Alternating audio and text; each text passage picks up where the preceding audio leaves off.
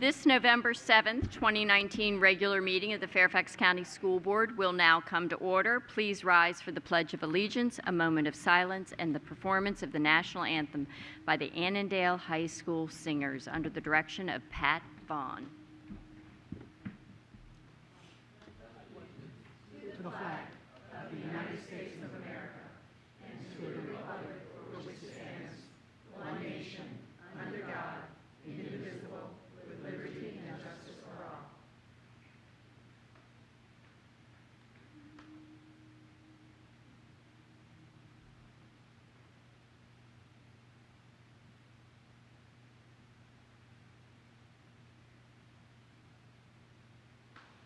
Oh, say, can you see by the dawn's early light what so proudly we hailed at the twilight's last gleaming, whose broad stripes and bright stars through the perilous fight o'er the ramparts we watched were so gallantly streaming, and the rocket's red glare, the bombs bursting in air, gave proof through the night that our flag was still there. Oh, say does that star-spangled banner yet wave o'er the land of the free and the home of the brave.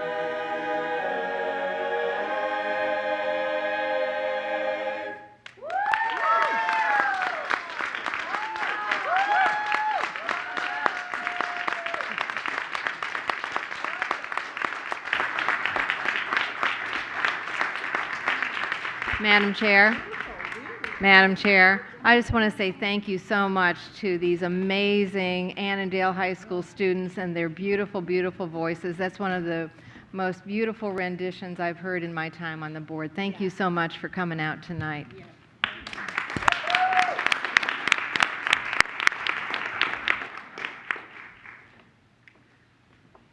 Beautifully done, yes.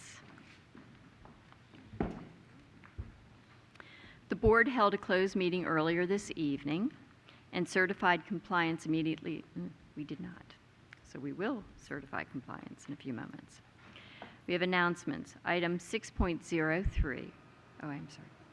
In order to comply with Section 2.23712D of the Code of Virginia, it's necessary for the board to certify that since the Fairfax County School Board convened a closed meeting on November 7th, 2019, and to the best of each member's knowledge, only public business matters lawfully exempted from the open meeting requirements and only such public business matters as were identified in the motion convening the closed meeting were heard, discussed, or considered by the board during the closed meeting.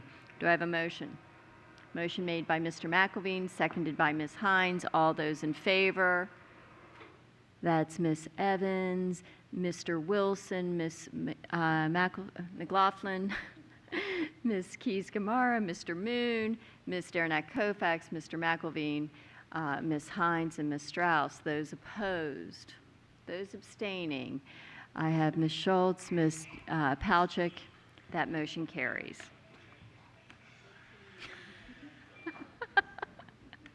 I don't know whose that is, but it's a good ring tone.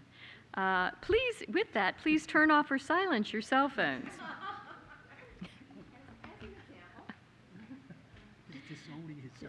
And I call on Ms. Boateng for an announcement.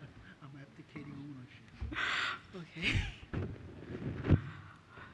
Veterans Day, formerly Armistice Day, is the anniversary of the armistice, which was signed in the forest of campaign by the Allies and the Germans in 1918, ending World War I after 4 years of conflicts.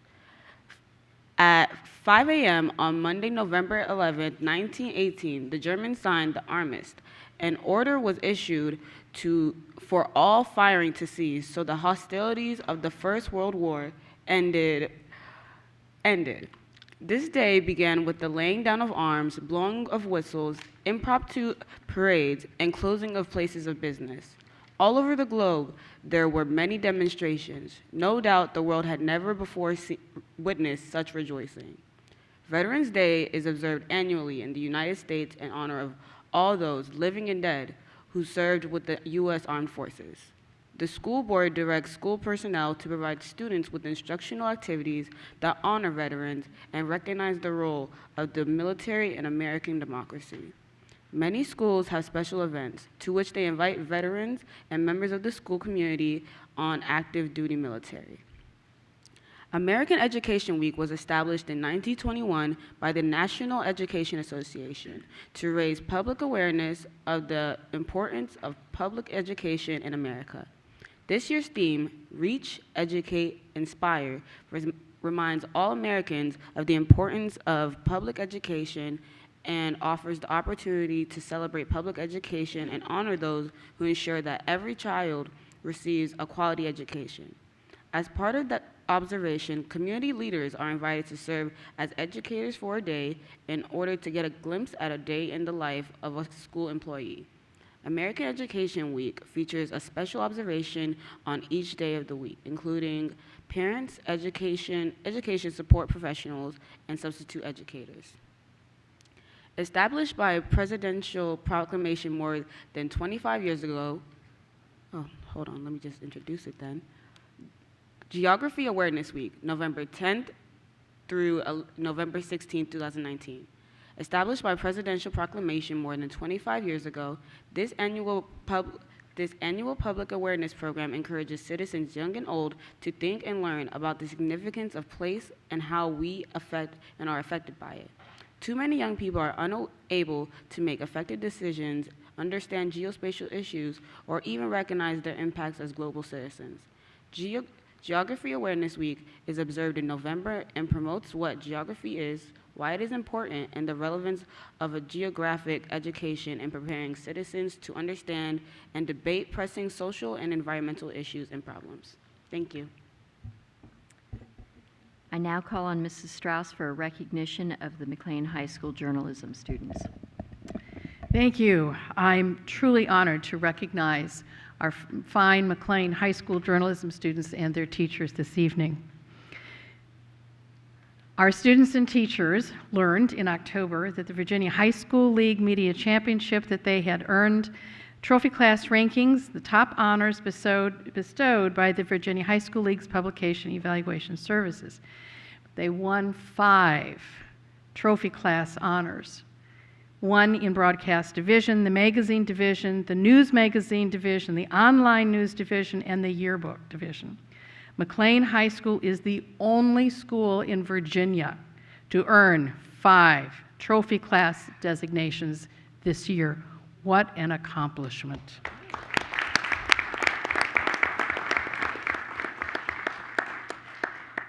This remarkable accomplishment by our students and our McLean High School teachers and our teachers who we have here this evening, Lindsay Benedict, Seth LeBlanc, and Megan Percival. I think Megan was there when my daughters were at McLean High School. McLean has had a very long tradition of excellence in student journalism and in the development and respect of the student voice. And I know our student representative talks long about the importance of student voice. And I am so pleased that McLean truly develops, honors that, and listens carefully to what our students have to say. So at this time, I would like to invite Principal Ellen Riley, the teachers, our students, family, and friends to join us at the dais for a photo with the board. And again, congratulations.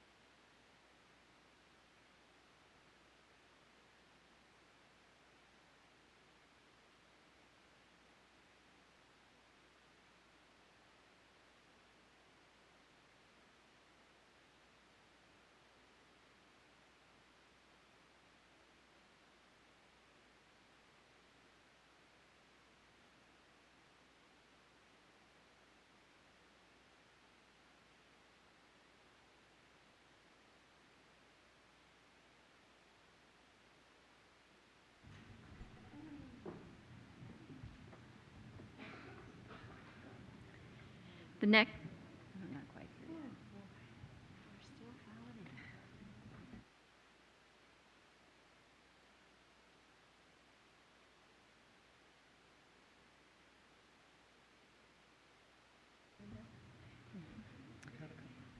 The next order of business is citizen participation. Tonight, 2 citizens have signed up to address the board.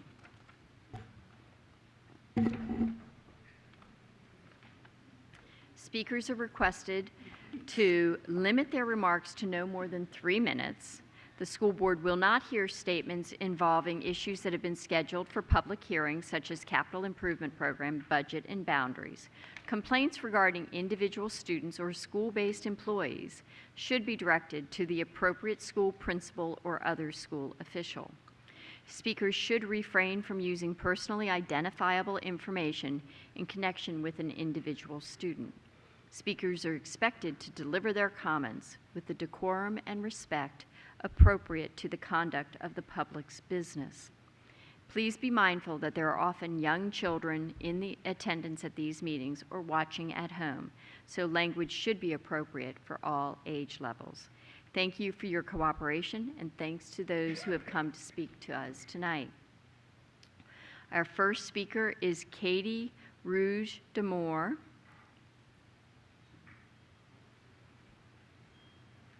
Followed by Kimberly Adams. Hello, I am a preschool autism teacher, and I'm talking about some substitute policies that impact my class and my students. There's 2 issues. The first is the substitute for our extra PAC IA. PAC is preschool autism class. When we get 7 kids, we get a 4th adult, so that we still have our 2-to-1 ratio. And what happens is we get subs, and I've found a great sub. However, Monday and Wednesday are early release for our students. So they leave at 12:30, and then the sub has to end their day, even though I have some who want to work a full day because you make more money, which I very much respect. So I would like the extra PAC IA to be able to work a full day on Monday and Wednesday, because I have people who don't come on those days, and then the students' learning is interrupted. And the second issue is also about substitute IAs. Some IAs are only allowed to substitute, or some substitutes are only allowed to sub for IAs, instructional assistants, and they're not allowed to sub for teachers. I have several subs who come frequently, and they're fabulous. But when I'm sick, I can't call them up and have them sub for me because they don't have enough college credits, even though they have experience and they've learned ABA techniques and they know my students, and they know how to handle behaviors, and they're fabulous. So I would like for substitutes who only qualify to do IA positions be allowed to also sub for teachers, maybe based on the teacher wants them, or the principal of the building says it's okay, or previous substitute experience counts towards that and being allowed. Because I have had subs for me, and my IAs tell me later the person has the college degree and they come in, but they're apathetic and they don't interact with the children, and I want the people who are good, not the people who have been to college. That's all. Thank you. Kimberly Adams.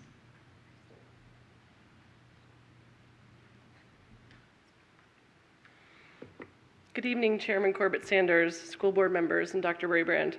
My name is Kimberly Adams, and I'm speaking as the president of the Fairfax Education Association, a union here representing thousands of employees from nearly all job categories in FCPS. As we prepare to celebrate American Education Week, November 18th through 22nd, we are reminded of the NEA's vision of calling upon all Americans to do their part in supporting a quality public school for every child so they can grow and achieve in this 21st century. As our student representative tonight said, this year's theme is Reach, Educate, Inspire. American Education Week highlights a different focus each day of the week. On Monday, we kick it off by honoring the educational employees who work directly with our students and drive the learning in our school system. They are preparing technology, making lessons meaningful, challenging our students to think and question, keeping them safe and healthy. Beyond simply teaching, our educational employees make a difference every day. On Tuesday, we honor parents and ask that they continue to partner with our schools to strengthen the school-to-home connection, ensuring we continue to collaborate to make the future bright for each of their children. Talk to your child's teacher and make a plan to volunteer at least 1 hour of one day this year. Ask how you can help reinforce your child's skills beyond the classroom. On Wednesday, we honor the support professionals who often work behind the scenes, ensuring that school is safe, buses run on time, healthy meals are served, classroom support is strong. Our students are successful because of the variety of staff who work tirelessly to make the entire system world-class, and we know they are essential partners in this education process. On Thursday, we invite members of the community, and especially our administration and elected leaders, to enter our schools and shadow the work of our education professionals. This enhances the understanding among educators and community leaders and gives a firsthand view for public officials and other decision makers to the successes and challenges our educators face, and underscores the need for adequate staffing, materials, and facilities. Contact FEA and we'll get you into one of your schools to shadow one of our members. On Friday, we honor the substitutes who stand in for both educators and support professionals. When a regularly scheduled employee must take time off to be with their family or care for themselves or attend professional development, the school day doesn't just stop. We don't take time off and put it off on hold until the next day we can return. No, our students' needs must be met every hour of every school day. Substitutes make that possible, and for that we are grateful. We hope that more community members will step up to take on this critical role as the substitute shortage continues to impact our students. As you celebrate American Education Week with us, it is a great time to remember that caring teachers, education support professionals, and substitute educators, and involved parents contribute to student learning. Together, we're making quality public schools for every child because that's America's promise. Thank you for your time. Thank you. I now call on Ms. Boateng for student representative matters. Good evening, everyone. I'd just like to apologize because I'm a little under the weather, so like my voice kind of sounds a little off, but I'll try my best. I just wanted to say a couple things today. So I said this my first meeting, but now it's, then when I first talked, it was the beginning of the school year and we were getting into the rhythm of things, and we just completed our first quarter, and that's always a great thing. And I just wanted to make sure, like as a student and also as like a friend and a sibling, to make sure that I say that students, we all need to take care of ourselves, not just students, staff members, everyone alike. We need to take care of ourselves because it's easy to get caught up in things. It's easy to let ourselves get too caught up in our work. And something my brother told me is that the test will not take if you're sick, and the notes won't take if you're debilitated. So make sure that even though it's understandable to try to work hard, because that's what we're here to do, work hard, succeed, it's also important that we put ourselves first and make sure that we are able to put ourselves in the classroom as a healthy individual. So I just want to make sure that I say that as many times as possible. And I also say that for myself too, because it's easy for me myself to get too involved in myself, like as you can see right now. But yeah, we're all learning, and it's important to make sure that we're all being good to ourselves. This past week, I visited the Burke Region Jack and Jill. It's a mother's organization, and we talked about civic involvement. As everyone knows, I'm huge on students getting involved in everything. As much as you can get involved in your education, I push for that. And in any way possible, this past week and the 4-day weekend, I saw many students getting involved, and it really did warm my heart because it's incredibly important to see students taking initiative on their education and making sure that what they stand for is being heard no matter what it really is.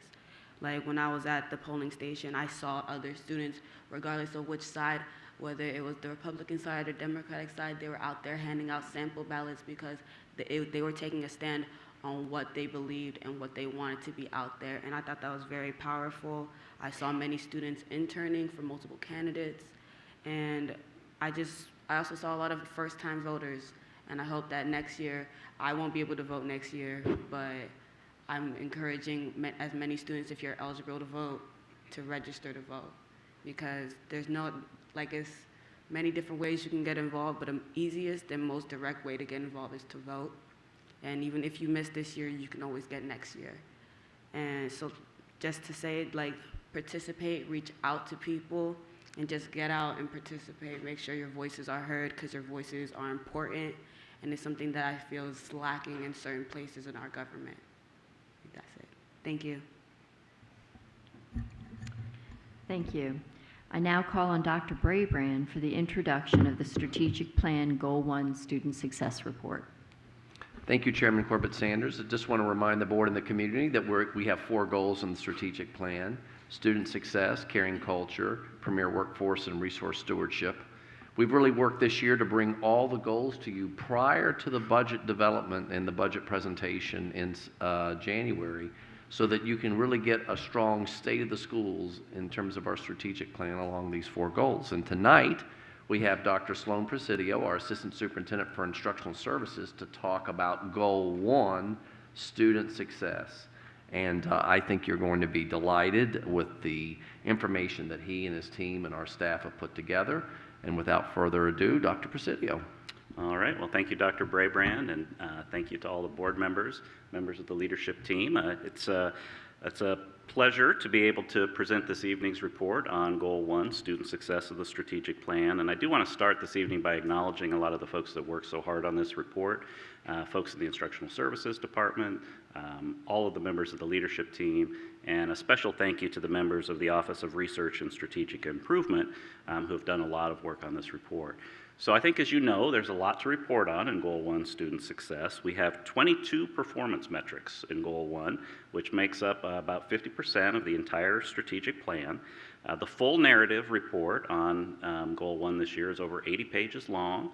It is posted on board docs, and it does contain detailed information on all 22 of the board-approved metrics. But in the interest of time tonight, we're going to summarize the information.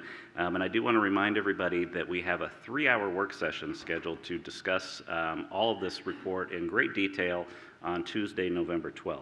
So to get started this evening, I do want to show a brief video that we've put together that highlights some of the work around Goal 1, and it's organized around our Closing the Achievement Gap framework. So we'll go ahead and start with the video if we could.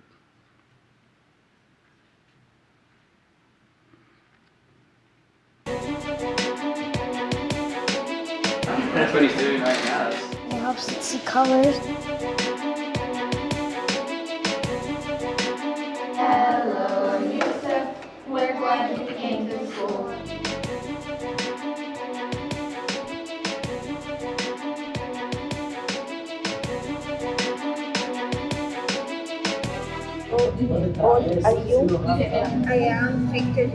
They learn exactly what the title is, Strategies for Success. So they learn about how to organize their schoolwork, how to study for tests, how to deal with the stress of studying for tests. Most importantly, we talk about and help and support social emotional needs. So it becomes more of a supportive environment. And once we can really target that and give them the tools they need to get through those situations, they can then access the academic portion of their day.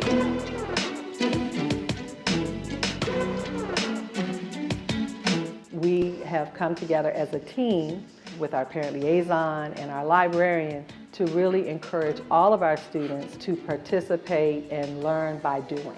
You can play this game called Scratch, and you code. You can make your own programs. I did more, I played more, and then I know what's coding now.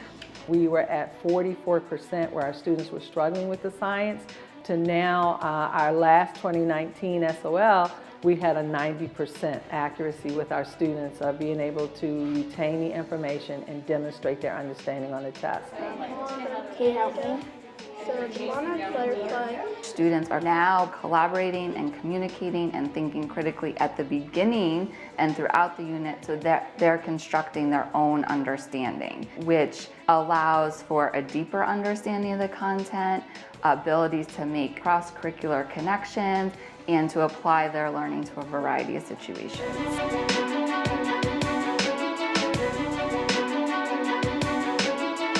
AVID is an elective. We court middle achieving students who are highly motivated to attend college.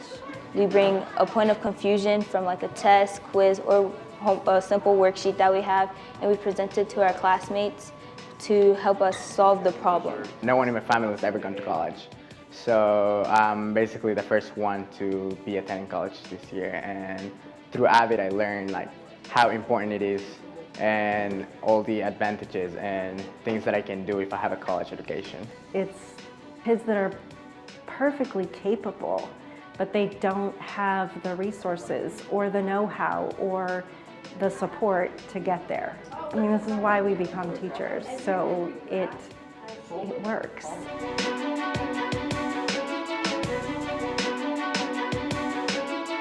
We need the support at home to be successful at school. 85% of their times happen at home. I able to know what they are studying. When I know what they are studying, I can help them. We need to be in a constant lookout for that family engagement. Why? Because if we give them support, information, we nurture them, we actually empower them to help our students, then our students will be academically successful as well.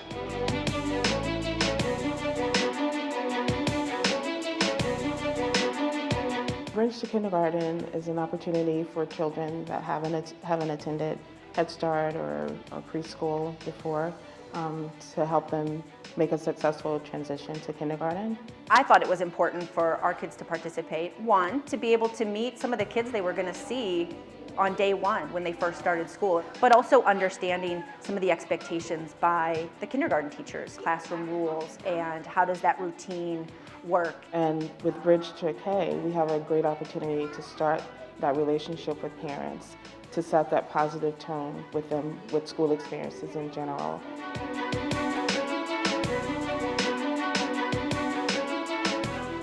Building positive relationships at Bailey's Elementary School is very important for us, especially for our hard-to-reach students. Each morning, we greet students at the door as they come in.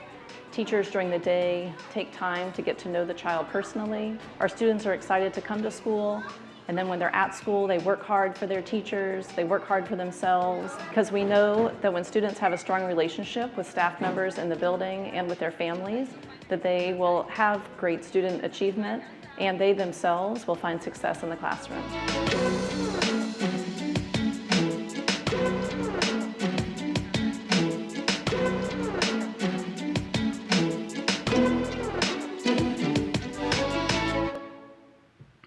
All right, so as we're transitioning back to the presentation, yes, please feel free to applaud. I want to thank the communications team, who I think did an excellent job helping us produce that video. So thank you very much. And hopefully you see some of the highlights of the work that we're doing in our schools. And I think that we've got an awful lot to be proud of. There's a lot of successes for us to celebrate. So as we start the presentation this evening, I just wanted to highlight a few notable items.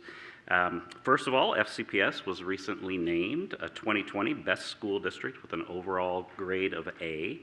Our schools, our high schools, continue to be ranked among the most rigorous schools in the nation, and our students continue to score significantly higher than state and national averages on the SAT. Additionally, 100% of our schools exceeded the federal benchmark for English language learner growth this year. We also expanded our Bridge to K program, serving more students in our community. And our students do a tremendous job engaging in very, very significant amounts of community service to the broader community. So we definitely have a lot to celebrate as a school system. Of course, we do have our challenges that are framed really around our desired outcomes of trying to address gaps in opportunity, access, and achievement. But before we examine those challenges in depth, I want to just kind of briefly remind everyone about how our overall student membership in FCPS compares to the state and other Virginia school divisions. And as I think you know, we educate almost 15% of the students in the entire state. But more importantly, we continue to serve a growing number of students who are economically disadvantaged, who are English learners, or in many cases have multiple risk factors. And in fact, this school year, we're serving over 25,000 students who are both English learners and economically disadvantaged. And that demographic alone would be one of the largest school systems in the state of Virginia. So it's really with those students' needs in mind that I'd like to frame out the rest of this evening's presentation. So to start, this is a reminder, of course, that Goal 1 is organized around the 3 board-approved desired outcomes. First, that FCPS will eliminate gaps in opportunity, access, and achievement for all students. Second, that all families will access high-quality early learning experiences. And third, that all FCPS students will continuously progress in their development of Portrait of a Graduate attributes.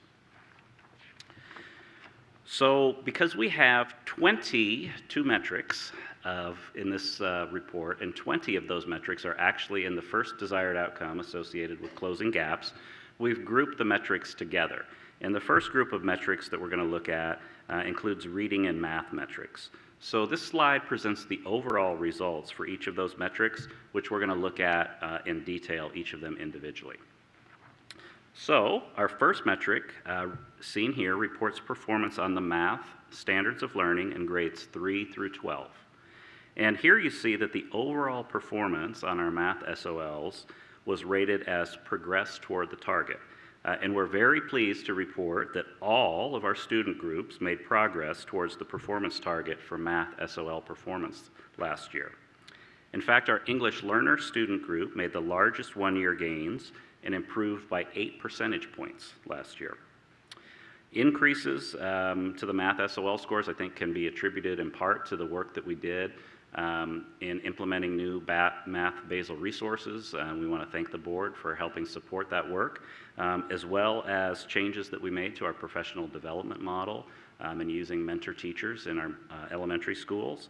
And also there were changes to the state test as well. The next metric that we're going to look at represents reading performance on the SOLs in grades 3 through 12.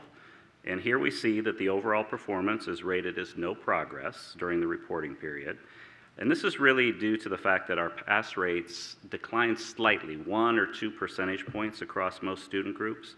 And that's a trend that really actually mirrors the state trend overall. State scores were down. However, I do want to point out a couple things. First, overall FCPS pass rates are still higher than the state. We're 3 percentage points higher than the state overall. We're 7 percentage points higher for our Black student group, and we're 8 percentage points higher for our students with disabilities group.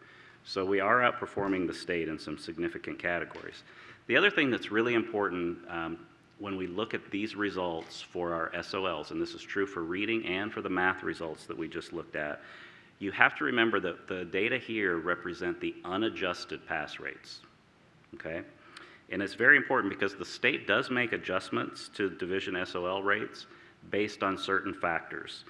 For example, they recognize at the state level that state standardized assessments are not necessarily a valid performance measure for English language learners, and they allow students a certain number of semesters before they count English language learner performance against school divisions for accountability purposes. So if we were to look at this data and apply all of the exceptions that the state and accommodations that the state applies, we would see, for example, much higher rates. For our English language learners, the pass rate would actually be 70% instead of what you see here if we use the adjusted rates. Additionally, I think it's important to remember, and we discussed this when we presented Goal 1 back in May, that there's a lot of representation of student groups across multiple groups. So for example, our English language learners are represented significantly in the economically disadvantaged and Hispanic student groups. For example, over 40% of the students in the economically disadvantaged and Hispanic student groups are also English learners. So again, if we applied the adjustments that the state makes to these scores, those student group scores would be significantly higher as well. So we're going to turn to a different look at student performance, and we appreciate the board's work to bring more balanced metrics into our accountability system. And this metric provides a different look at reading performance, and it reports on the percentage of grade 3 students who read at or above level based on teacher progress reports. And I would submit that this is perhaps a better indicator actually of reading performance because students have multiple opportunities to demonstrate their reading ability in performance-based situations with their teachers over an extended period of time. And here we see that all of our student groups progress from the baseline on this measure, and we see significant increases for our Black and economically disadvantaged student groups at 8 and 10 percentage points respectively during the last 2 years. So we again believe that some of these gains can be attributed to our work around early literacy, universal screening for students, and then professional development and supports for teachers in responding to students' needs. Our final metric in this section measures the percent of English learners who become English proficient within 5 years. And this metric is modeled on recently released data from VDOE. And last school year, we saw that 68% of our English learners achieved proficiency in English within a 5-year period of time. And remember, the research talks about a window of time between 5 and 7 years for students on average to develop English proficiency. So we're doing above average on this metric. And I just wanted to point out, we don't have actually all of the state data yet, so we aren't able to calculate the baseline or the target or the prior year data, but as soon as that's released from the state, we can amend the report and make that publicly available to the board and the community. So the next group of metrics, still within the desired outcome of closing gaps, are related to college and career readiness, and again, the overall performance summarized on this slide. And the first metric in this section is reporting on the Virginia on-time graduation rate, which is calculated based on how many students graduate within 4 years of starting high school. And here you see our overall performance is rated as limited progress, and we do see some significant gaps in graduation rates among student groups on this metric. And this is one of the most important metrics in this report because a high school diploma, as we all know, is critical to a student's future economic success. So the leadership team is doing a lot of work to think about how we can continue to support our students and increase our graduation rates. The next metric is reporting the percent of students who are reporting plans for college or career on the senior survey. And here you'll note that our overall performance is rated as not making progress, and that's due to the slight performance decreases among student groups. But you'll note that our overall performance is actually quite high for each of these student groups.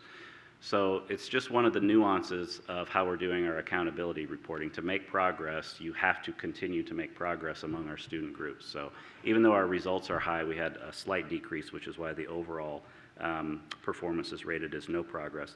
And I would point out that even though our results are pretty high here, this is a metric that we really do need to consider pretty carefully because it expresses our students' self-reported aspirations for what they want to do after they leave high school. And we really need to be at 100% of all of our students having a plan when they leave high school. Our next metric was actually revised in September at the request of the board to include a passing grade in dual enrollment. So this metric has been revised, and we're looking at the percent of students here who either pass an industry certification, college level exam, or a dual enrollment course. And from the data set on this chart, we see that we still have a lot of work to do for a number of our student groups.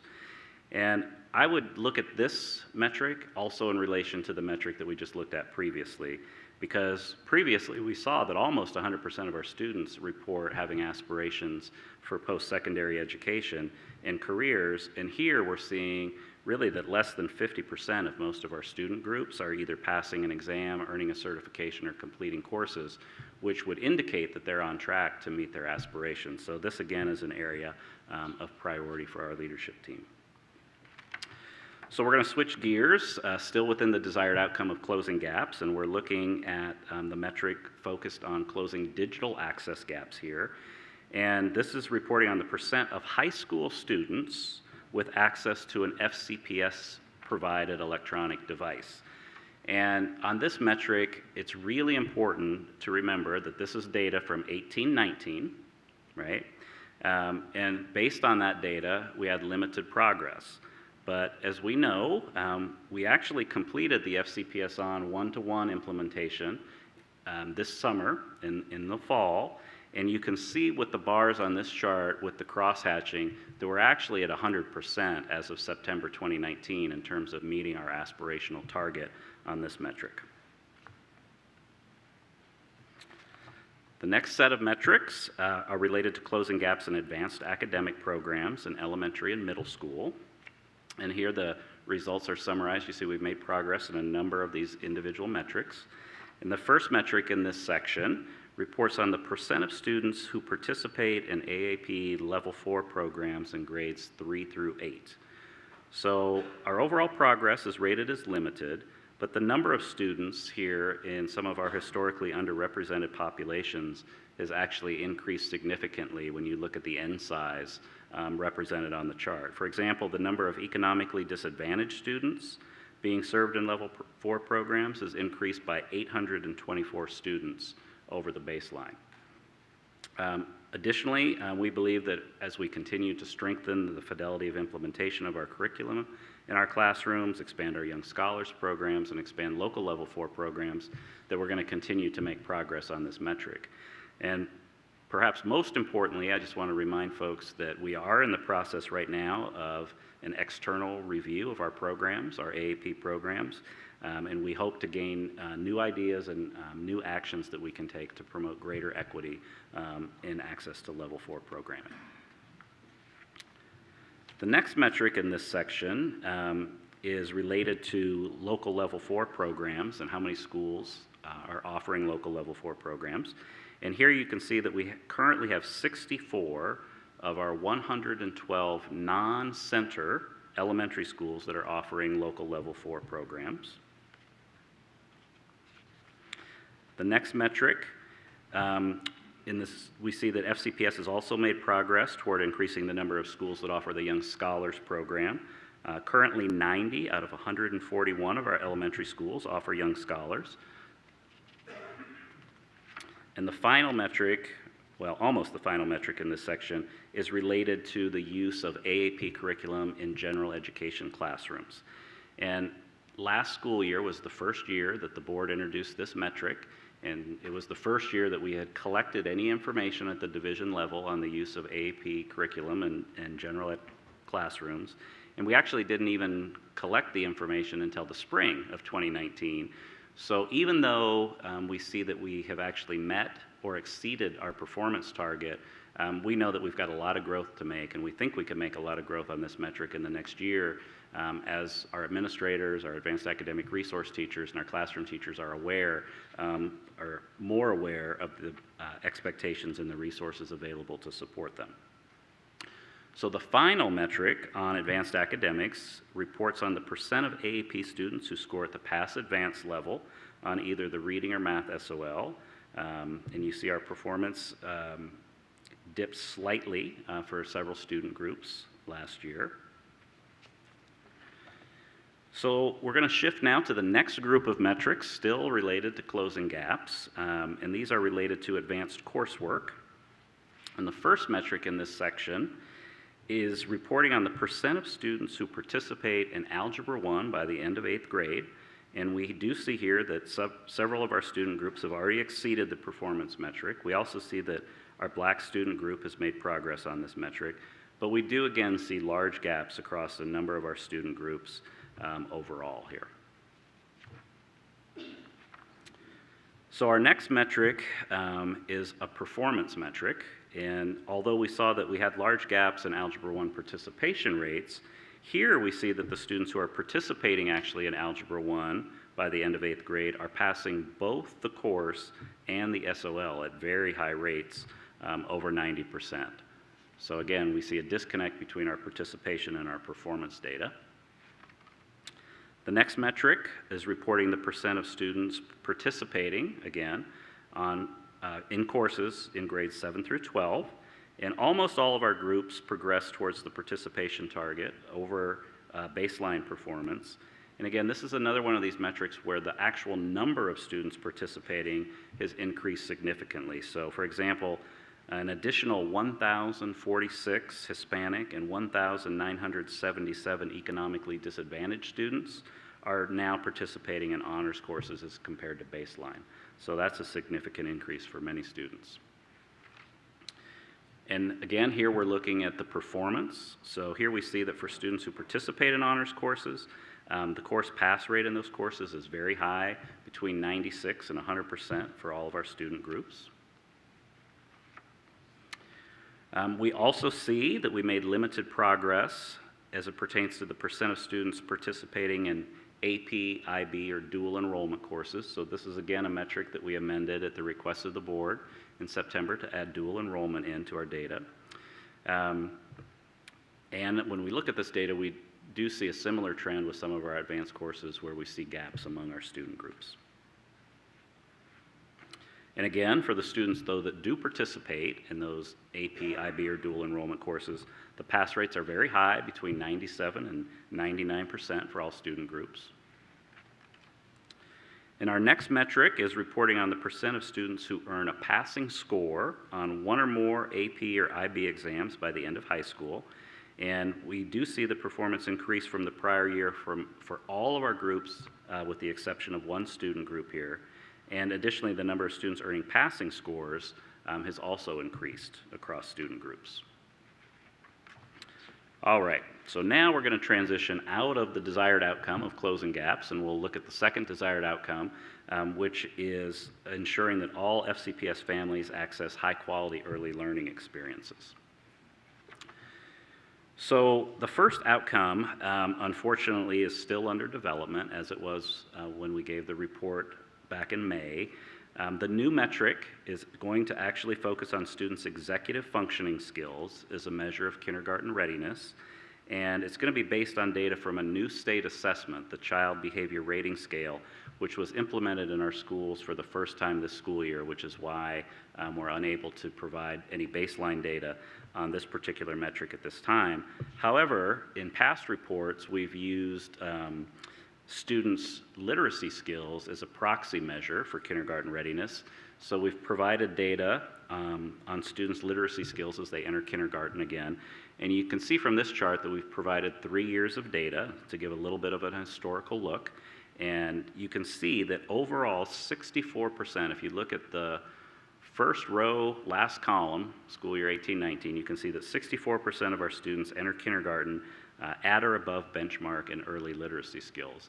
And I think it's even probably more important to look at those last 2 rows at the bottom of the chart, which indicate that only 41% of our students without a pre-K experience are on benchmark when they enter kindergarten, compared to 68% of our students with pre-K experience who are on benchmark when they enter kindergarten. So that difference in kindergarten readiness is very significant, and it really, I think, more than anything, represents an access gap to high-quality early childhood learning experiences. To illustrate the point just a little bit more for the need for increased access to early learning experiences, we provided this chart that illustrates how many students are currently entering FCPS without pre-K experience by the pyramid in which they live. So you can see the data here is represented, for example, if we look at the Lee pyramid at 38%, continues to be the highest percent of students entering kindergarten without a preschool experience. And you can see the types of preschool experiences offered by FCPS and county programs and community programs across the county. And again, I would submit that this is another one of our most pressing metrics, because when we have students entering school already below benchmark, it's very difficult and expensive to try to help those students get caught up. And it's really, again, an access and opportunity issue gap, I think, that we're looking at here.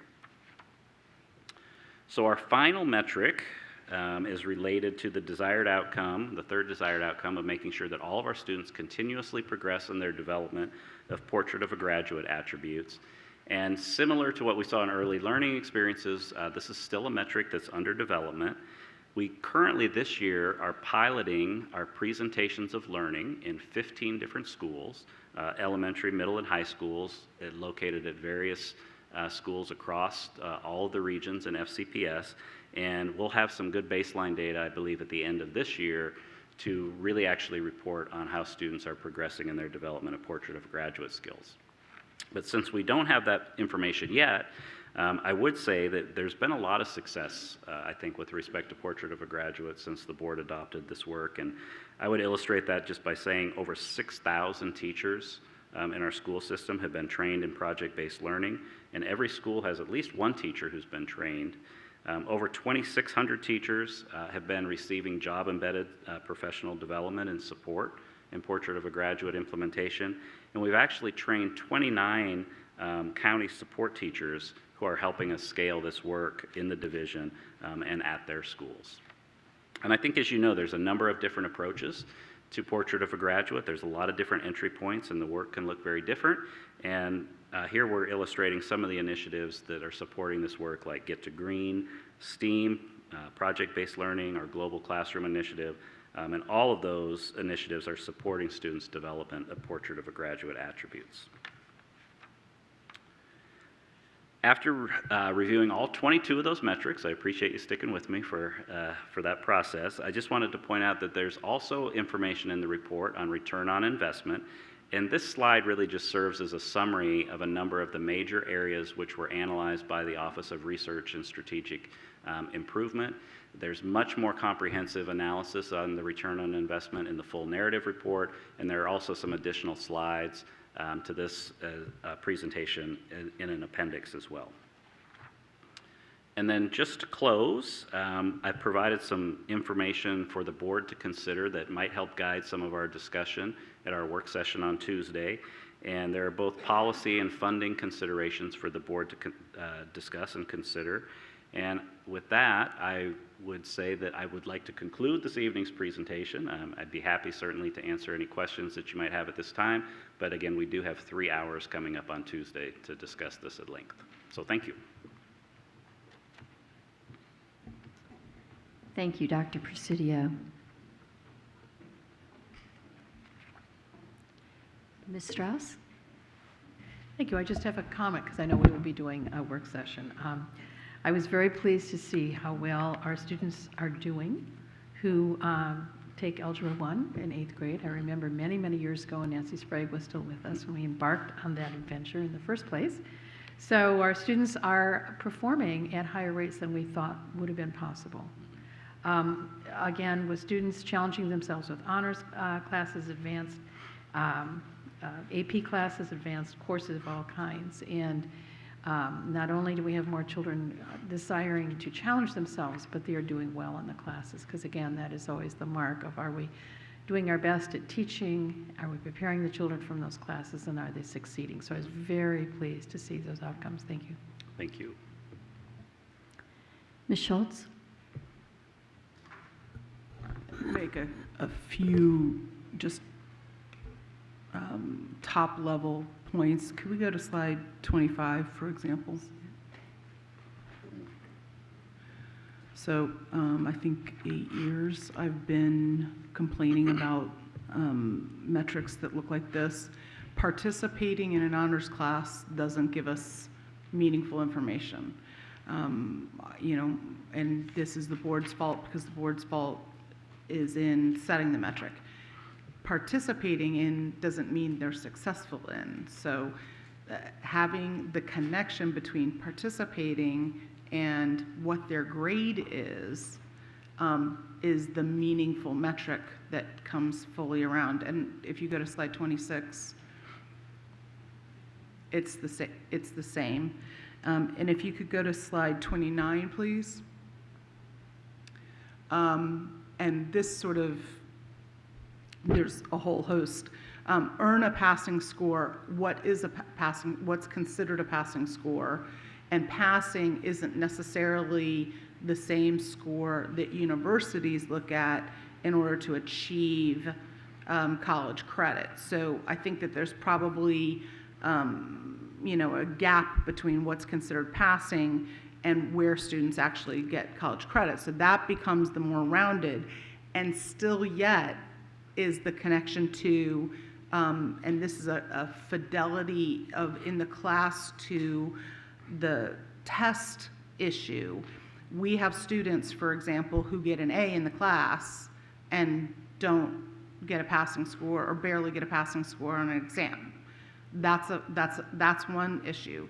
The other issue is students who score very highly on the exam but don't get a very good grade in the class. That's another issue. So this is a, you know, this is a slice. You know, it's almost like an MRI. It's one slice, but it doesn't tell the whole picture.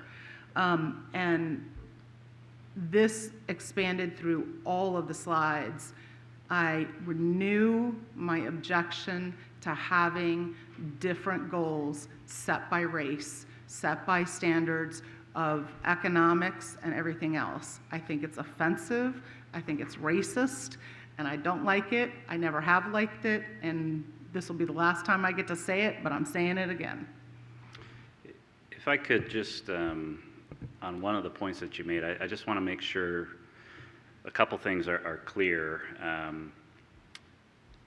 And I appreciate you making some of these points, and it's been difficult for me to not be able to provide some of the information in the formal kind of presentation I think that I could anticipate that you might be looking for. So for example, some of the analysis that you asked for in terms of kind of the correlation between grades and test scores, some of that information is provided in the appendix because it's not a formal board-approved metric, but I've tried to provide as much of that information as I could in the appendix. And in the future, perhaps the board might be interested in amending some of the measures in that regard. But we're happy to provide that additional analysis where we can. And I would say Before you go further than that, I want to specifically commend you because you and I have worked in great detail behind the scenes on issues exactly like this, and you have expanded the supporting detail, and I want to commend you for that because I think that you have tried to kind of round out the information for the board, but I think it's on the board to do what you just said. No, I appreciate that, and thank you very much.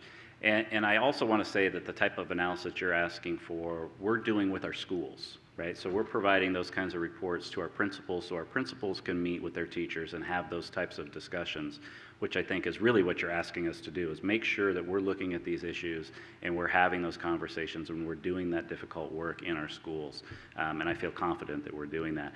Another thing, and I probably should have gone a little bit more slowly through the presentation, but each of the charts has a footnote that will explain the decision rules in as much detail as possible in terms of how we're making determinations about if a score is a passing score or not a passing score. And I think in the past there's been some discussion about whether or not that standard is high enough, and I do think that that needs to be a discussion that the board continues to have. I would like in the future to see a differentiation between the difference of what is a passing score and what are our students in Fairfax, not just like a national or Virginia, what are our students in Fairfax needing to get on these exams in order to achieve college credit, because that's the point. Correct, yeah. Thank you. Before I go to Ms. Derenak Kofax, I do want to recognize three members of our audience. Mr. Carl Frisch, who is the school board member-elect for the Providence District, Ms. Stella Pekarski, who is the school board member-elect for Sully, and Ms. Abrar Umesh, school board member-elect at large. Welcome this evening. Ms. Derenak Kofax. Thank you, Dr. Presidio. I look forward to looking at the in-depth report, but a few things that stand out to me, of course, are what I guess we would describe as the heat map. I guess that's page 30-something. I can't find my page numbers here, sorry. 33 on where I'm looking. It's the 33, heat, yeah, it's the heat map of students entering without pre-K experience. And, I think, as you said, this is, we talk about pre-K, we talk about the need for pre-K, we talk about how if you have quality pre-K, children require less remediation, and I've said that speech 1,000 times now. I think it's and as these numbers have been progressing or kind of staying the same and growing in the Lee pyramid, unfortunately, Lee is an excellent school, but it has one of the lowest high school graduation rates. And part of that may be as a result of this, or part of it may be other circumstances, but I would like an analysis perhaps of, I don't know if other people would like that, but school by school, but I think the ones, is there a correlation between that? I think that's a question that I have.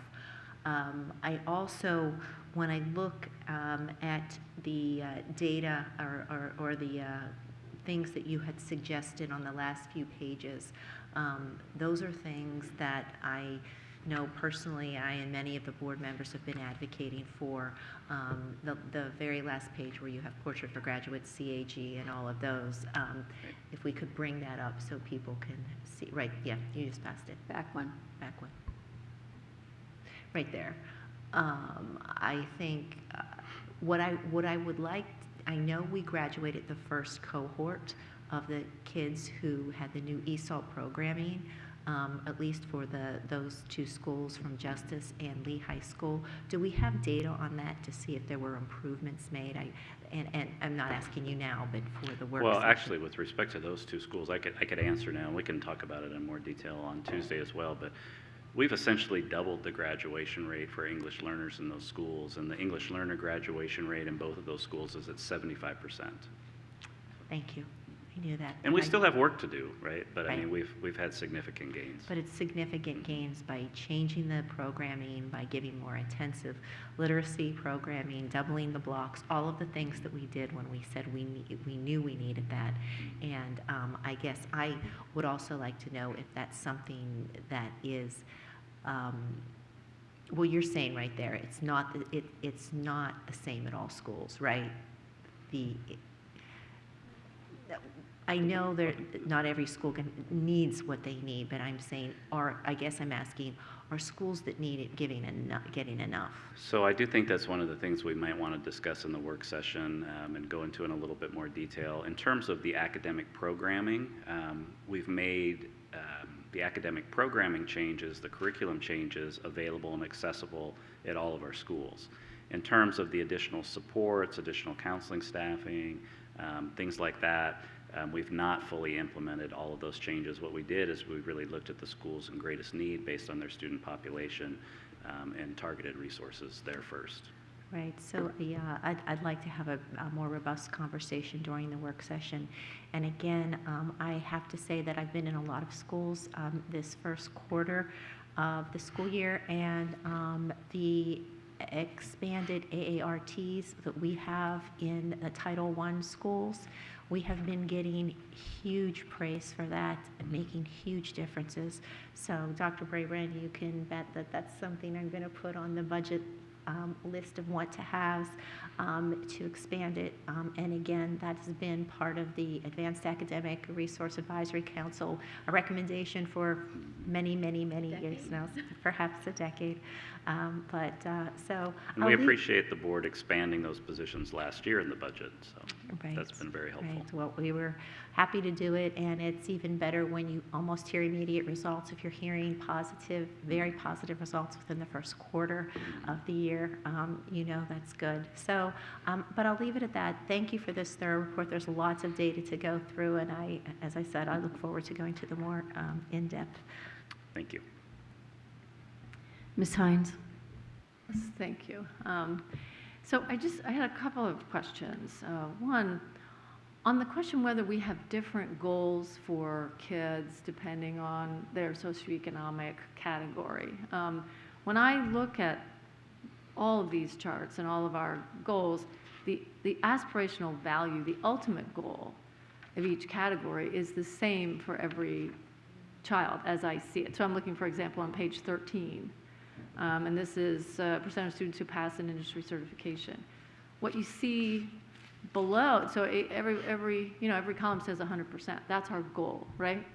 Then below that we have targets, and I think the idea of the targets is that they're short-term targets. Is that where the difference comes in? Correct. Okay. Yeah. And again, the Office of Research and Strategic Improvement looked at the aspirational value of 100%, looked at the baseline performance, and tried to determine over a fixed period of time, which is about 6 years in time, where would we need to set those incremental targets for internal accountability purposes to see if we're moving forward in terms of our growth that would allow us to get to that aspirational value within that set period of time. Okay, so I guess a follow-up question would be, would we do the same work with the same commitment if we did not have short-term targets? If we just had that 100% hanging out there and we just kept track of how close we're getting to 100%? I mean, what would be the consequence of doing it that way? Well, I mean, I think the benefit of doing it this way really lies in the fact that one of the things that we did this year for the first time was use these short-term targets in our communication with our schools in terms of incorporating and looking at where the school's individual performance was with respect to these metrics, and asking schools to consider that when they build their school improvement plan. So instead of having schools look just at their own data, we asked them to look at their data, the division's data, and make determinations about how through each school we can work together and collaborate together to make progress towards these interim targets and the longer-term aspirational goals. Okay, so there's value internally, is what you're saying, to having these sort of short-term targets. And of course, the short-term targets increase as we go along. Right? Correct. I mean, that's the idea. They will not be static. And a number of them, as you see, I mean, are stretch goals. I mean, there's significant growth that we would have to make to be able to meet those performance targets. Yeah, okay, good. I just wanted to maybe clarify that for people who are listening. And then I would just say generally, you know, we have this commitment to closing gaps. It's one of our top 3, you know, things that we're always looking at. And of course, that's understandable. It's completely important. And, you know, we also can see that we're not there, right? Because the work is systemic, right? And it's hard, and it requires us to be willing to reevaluate our assumptions and our practices all the time. And I would just say, we have to continue to be bold about that. And I do have a question coming at the end of this, but you know, we just went through an election where for school board where there was an effort in the community to make that election a referendum on One Fairfax and on the question of equity. And I think we see the outcome. And I think it's very important for the school system and the school board going forward to not wait for permission to work hard on equity. You have permission from the community. And so anything, you know, take chances, you know, is what I would say. Now, and I think data on student outcomes obviously is, we have to hold everything accountable to that goal. There are lots of good ideas out there, and I really appreciate your willingness to, on the side, talk to me about reading instruction in particular, because I'm teaching reading in a neighboring district, and it's all over the place. You know, the reading wars will never end, I think. And so I think, you know, the board and the community expects us to be innovative and to keep, you know, asking those important questions. So I do have a couple questions on a couple of slides. Slide 17, and that is about the percentage of participation in AAP level 4, I believe. And I just want to make sure that I and the community understand what this slide is telling us. If we look at the percent of students participating in AAP level 4 services in grades 3 through 8, and that is whether self-contained or not. Is that right? So this includes students that are at a center or at a local level 4 program. Okay, even if they are not self-contained. So in other words, if you have a local level 4 program at your school that integrates kids, those kids are included. Those students are included here okay, as well. So we don't really have a breakdown of that. But so just looking at it, I want to make sure I understand what this chart is telling us is that 43% of Asian students are in level 4. And then we go down and 10% of Hispanic students are participating in level 4 AAP. Is that what this is telling me? It is, and obviously there's a big discrepancy and gap there. But I do want to point out, I mean, we know that we have a lot of growth to make, but I also want to recognize the growth that we are making, right? So when we look at the N size in terms of the number of additional students in the Hispanic group, we've included an additional 508 Hispanic students since the baseline. And that's important to see, right? But we also, I think the percentage is maybe a little more apples to apples, because we also know that our population of Spanish-speaking students is increasing, right?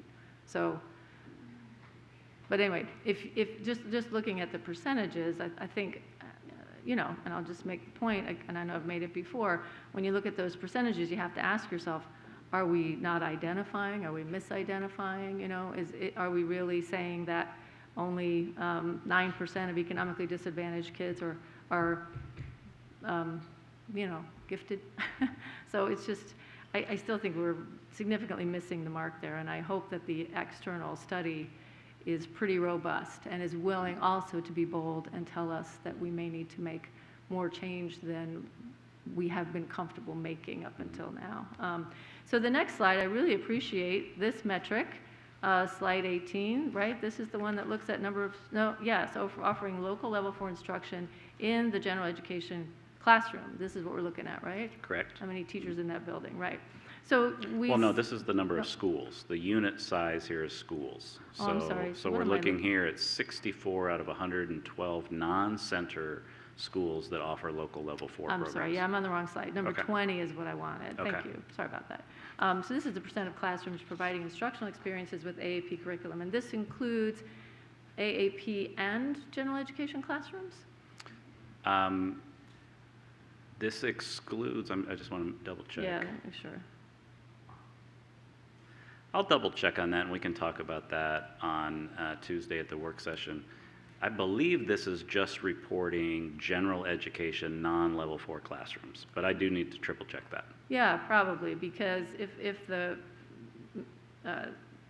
outcome is 34%, well, probably, you know, if that includes AAP level 4 classrooms, then that's not telling us very much, right? Yeah. So, but if it's general education classrooms, that's obviously a different outcome. I'm wondering, do you remember why we set the target at 33% for this year? Why so low, I guess? Again, the targets were set mathematically to get over the period of time to get to the aspirational target of 100%. So again, as I said, you know, 34%, it says we've met or exceeded our target. Our aspirational target is 100%, and we think that this will increase significantly this year because, again, we'd never collected this information. We'd never asked anybody to collect this information, and we didn't even collect any of it until spring 2019. So, I mean, we worked really hard. Our advanced academic resource teachers worked really hard with the classroom teachers, the CLTs, to get this information. We would anticipate a significant growth for next school's Goal 1 report here. Okay, yeah, no, and I know this initial target was, you know, probably a little bit of a shot in the dark, right? You kind of had a gut feeling of what it might be or something, and you tried, so yes, met or exceeded the target, but so if we're at 34% for 2018, 20, and our target is 33%, do we want to increase that target? Well, that certainly would be fine if the board wanted to do that. I mean, I always think it's a good idea to collect that information and, you know, after these reports and look at those modifications that the board would want to make. So that certainly could be one of them. Yeah, I think I would probably recommend that and maybe get your sense of, you know, what's a reasonable next step. So thank you very much. Yeah, thank you. Ms. Evans. Thank you, Dr. Presidio. This was an excellent report. As always, I love having this level of detail, and I know we're going to have a long conversation about it at our work session. So I just had a couple of questions to raise with you tonight and to follow up later. I'm looking at the, and first of all, thank you for the video. That was a great video. I'd love to get a link to that and have that available to the community. I agree with Ms. Derenak-Kofax about the importance of the heat map, and that gives us a lot of information about where we need to be working to get our preschool programs up and running. So that's certainly a target that we should work on with the county, since that isn't, that's a joint effort that we're going to have to be working on. In looking at slides 7 and 8 together, I'm looking at concerns, of course, about reading levels that appear to have some slippage in them. But then you look on slide 8 and see some significant gains over the last 2 or 3 years.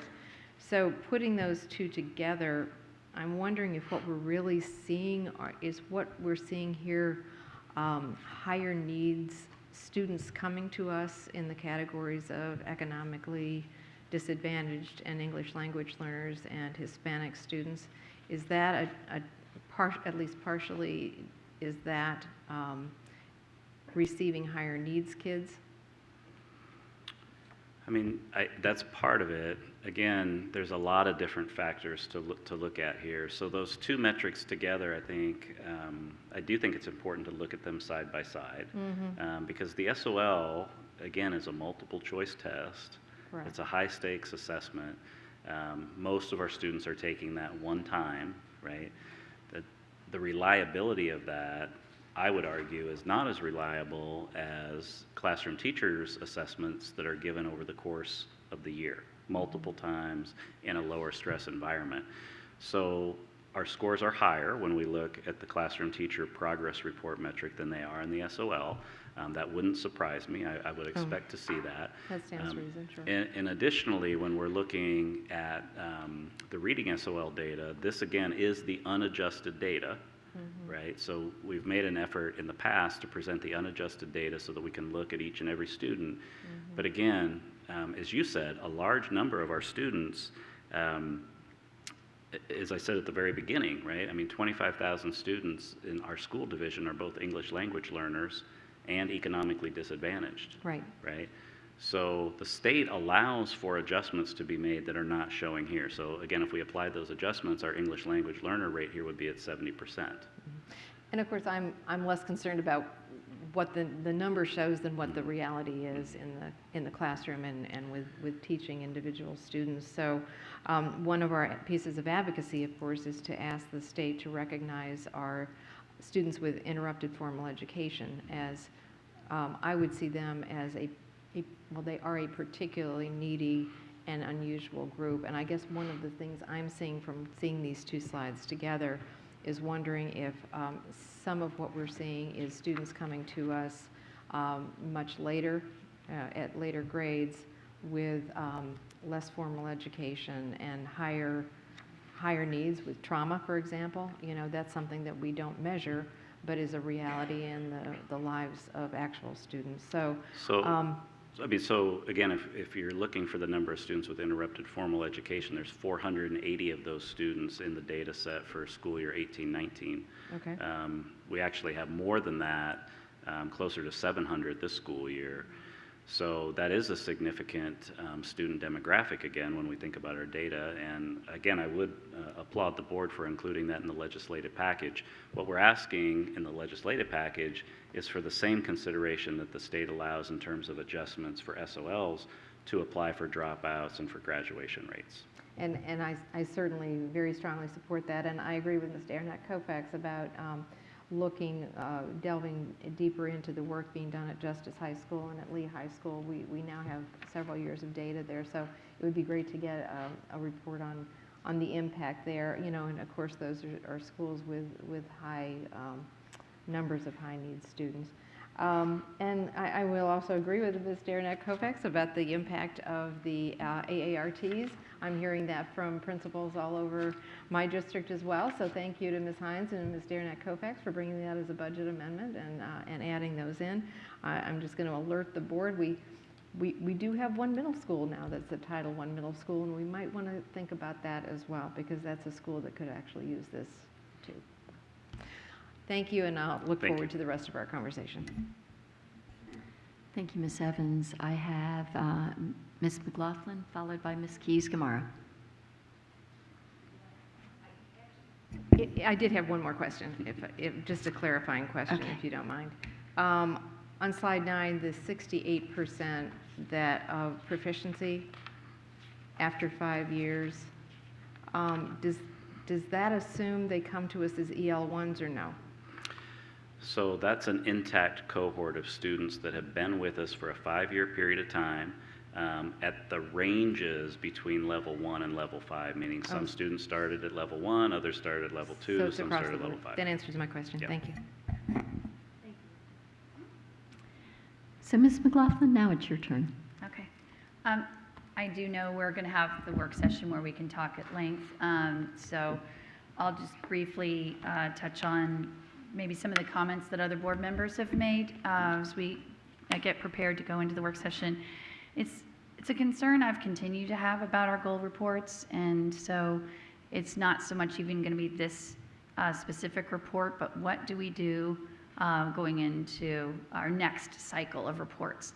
Because I feel that too often what we're seeing is data charts and maybe even some narrative about what the chart is showing us, but not necessarily the analysis of why the data looks like it does. There's a little bit, but especially when we're talking about gaps, I would like for us to consider as a division, especially for the board, the why behind what gaps are still there.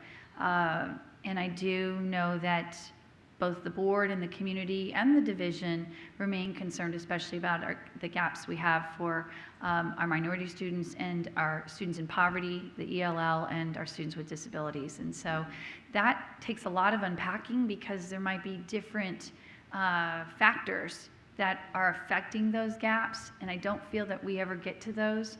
And so, Dr. Brabrand, one of the things that we're so mindful of listening to our students and our teachers, and I think it applies to your staff in the division level, is workload. And trying to do the work and then report on the work, it is a workload factor. And so if we have to think about a more streamlined approach to doing this, as Dr. Presidio, you mentioned to Ms. Schultz's questions, I think that you bring a lot of really rich and deep data to the principals to help them understand what's happening in their schools. And maybe that's what, for some board members, that would help give us that richness of understanding. But right now, it feels a little bit as if everything that's on all of your plates, this becomes sort of a little package of how do we find a few metrics to say our goal run report for student achievement, we'll just pick these metrics. And in my mind, there's a lot that we're trying to capture. So I think I'm more so providing some thinking behind it, that when we walk into the work session, maybe we can be talking a little bit more about your department in particular, where you guys are coming at from a frame of reference. And then I'm just going to make a plug as well, something I've talked about for many years. We need to really look at our Office of Research and Strategic Initiatives, Innovation, I'm not even sure what the I is, but ORSI, because when I first joined the board 8 years ago, and even before when I was a student advocate, it was staffed much better for a division of our size. And with the recession and the budget cuts and the streamlining of central office, that just continued to get pared down more and more. But we can't help Dr. Presidio and his team and this board and you if we don't have sufficient analysts to really, I think, help maybe do the deeper reviews of what we're doing and where we need to be going. So I really kind of wanted to almost make those sort of macro level observations in that, again, just when you read these reports, and what we're going to talk about in a little bit with the Goal 4 report, I still feel as if we're trying to get to that next level, which is go beyond a data narrative to a data analysis on what it tells us. I do want to compliment you in your report and Dr. Brabrand where you're trying to go. It's a real improvement in these reports where you'll say budget considerations based on this annual report. Innovation, strategic innovations, policy. I mean, those are good steps forward, and that's an improvement from maybe what we've had in the past. So I think those are the things I wanted to just spotlight before we would go into a work session. Sure. Yeah, thank you. Ms. Keys-Gamarra. Thank you, Madam Chair. I'm going to eventually get to page 7 if they want to pull that up, but I will start with the video, which I thought was excellent. And as the current Title I liaison, I noted that we highlighted a number of Title I schools. And these are the things that I've been telling the community about. And so I, first of all, want the video so that I can distribute it. But I also like to know how we're, and this you can tell me later, but I'd like to know how we're getting that out to the community, because there are certain perceptions about our Title I schools that are largely inaccurate. And that video helps us to understand some of the really fantastic things I think we're doing. There's one school in there I just go to, it's one of my happy places. So I think that is, as Dr. Brand knows, one of my drums that I beat is that we've got to do a better job of communicating to the community how we are really building our students in some very difficult circumstances, and those children are in those classrooms and they are, they're coming in with English as a second language and they're doing robotics in first grade or kindergarten or whatever. So I just applaud you, first of all, for the video, and I want you to know that I want it, and then I also want to know how we are planning to distribute it and get it out there, just so that I understand that. I then wanted to go to page 7, where you were talking about the pass rates on reading SOLs. And you said that these numbers had not been adjusted. So I'm glad that Ms. McLaughlin mentioned the word why, because I think a lot of my questions are going to go toward that why. You don't have to tell me now, but as we have the work session, I'm going to want to know some of the whys behind the numbers changing. You noted that we've had some numbers go down in some areas. And is that part of Virginia changing some of our standards, or is it the adjustment, or whatever it is? I think that we would have a better idea of what we're dealing with if we understood some of the whys behind it.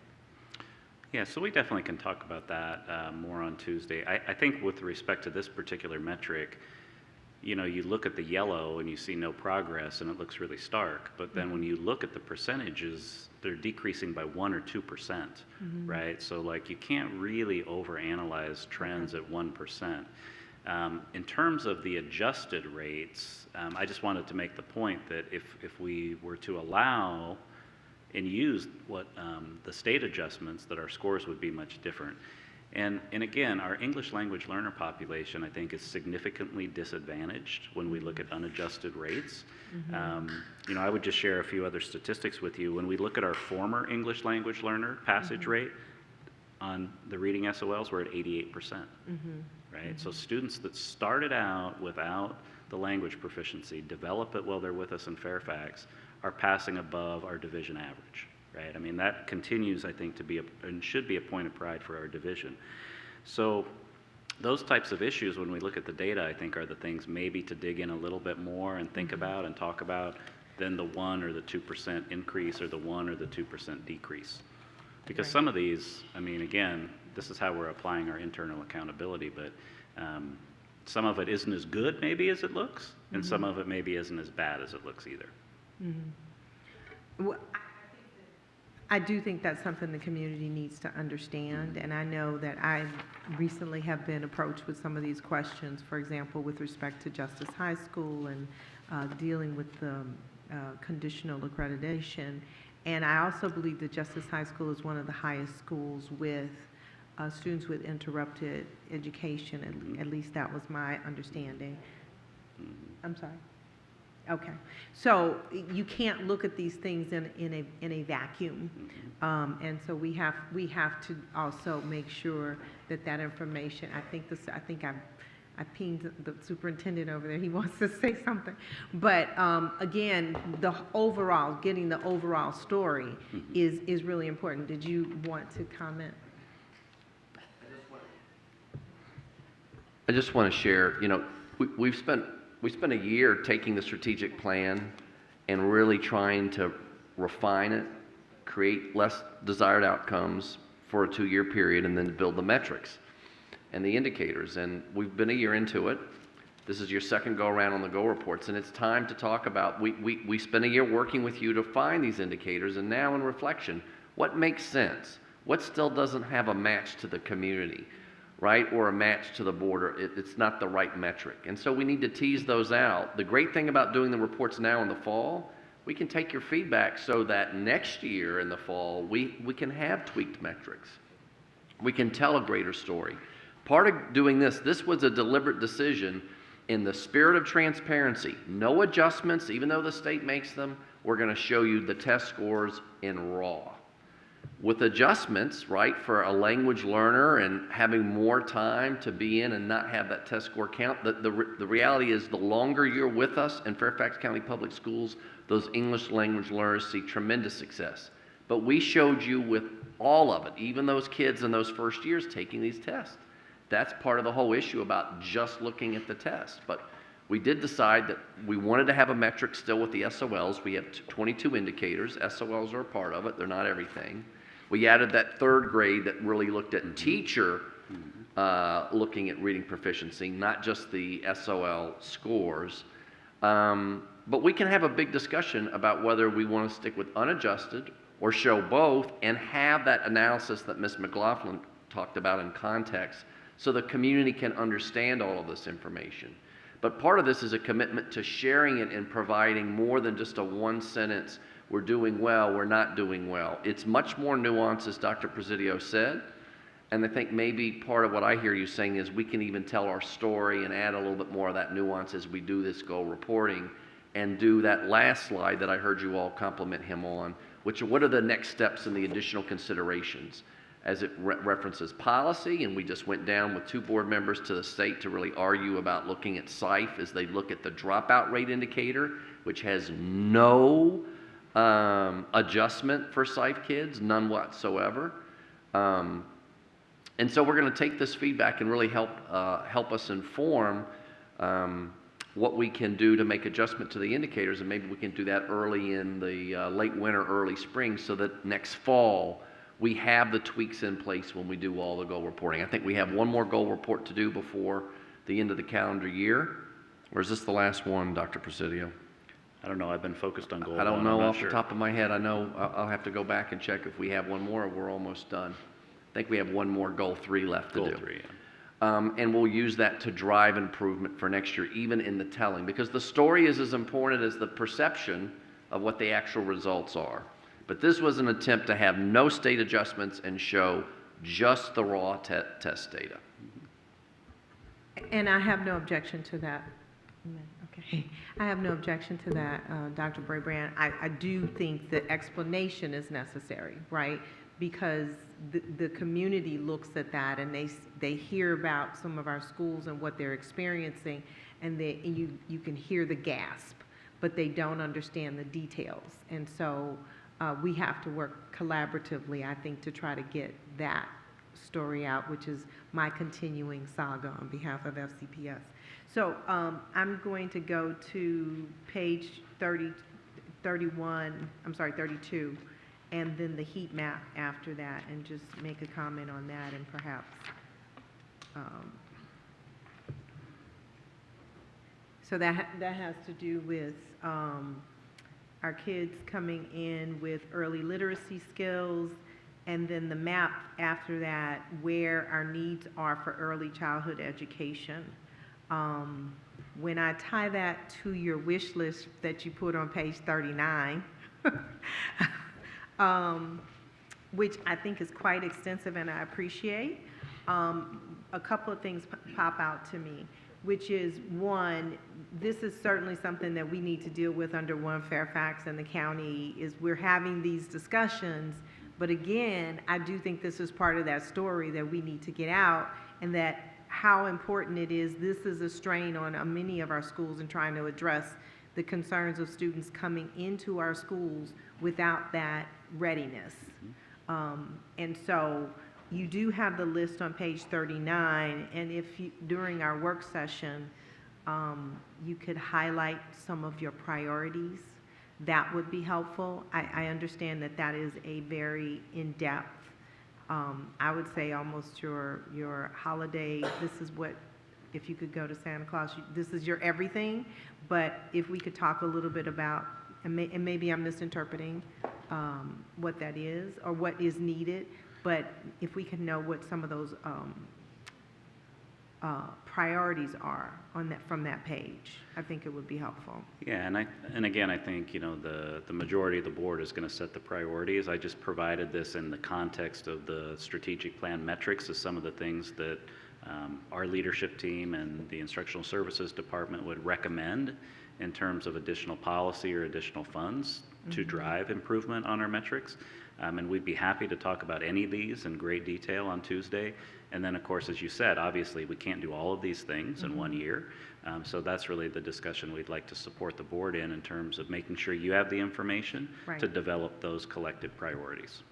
Right, I guess sometimes there's an A, a B, and a C, right? And so understanding what is fundamental in order to be able to build upon the foundation is more what I'm talking about in terms of understanding what priorities may exist, if that could. And then I'll just make one last comment, and I think Ms. Hines spoke to this with respect to the different goals depending on a child's race or socioeconomic status.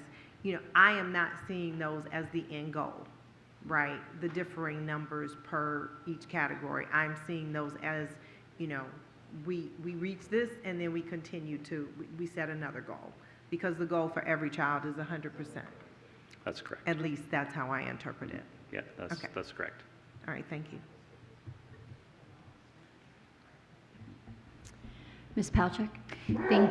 Bless you. Thank you, Dr. Presidio and your team. I won't repeat a lot of what my colleagues said. I look forward to the conversation, but just number one, love the video, and to our team out there, our communications team, looking forward to sharing that. I think it's very well done. Number two, a little related to what we're talking about, and this might be for you, might be for Dr. Duran, or maybe for Mr. McElveen. So when we're talking about assessments and SOLs, my understanding, and actually here I have some data, is that with, since the Every Student Succeeds Act, I believe in 2018, it looks like 30 states now provide math assessments in languages other than English. 13 states provide science assessments in languages other than English. 4 states provide social studies assessments in other languages. 4 states Spanish and language arts, and 5 states assessments in languages other than English or Spanish. Virginia is one of the 19 states that provide standardized assessments in English only. So I know that was a consideration back when Virginia was creating its plan, I believe. I think it was not accepted, whether it was by the General Assembly at the time, I don't know if the school board.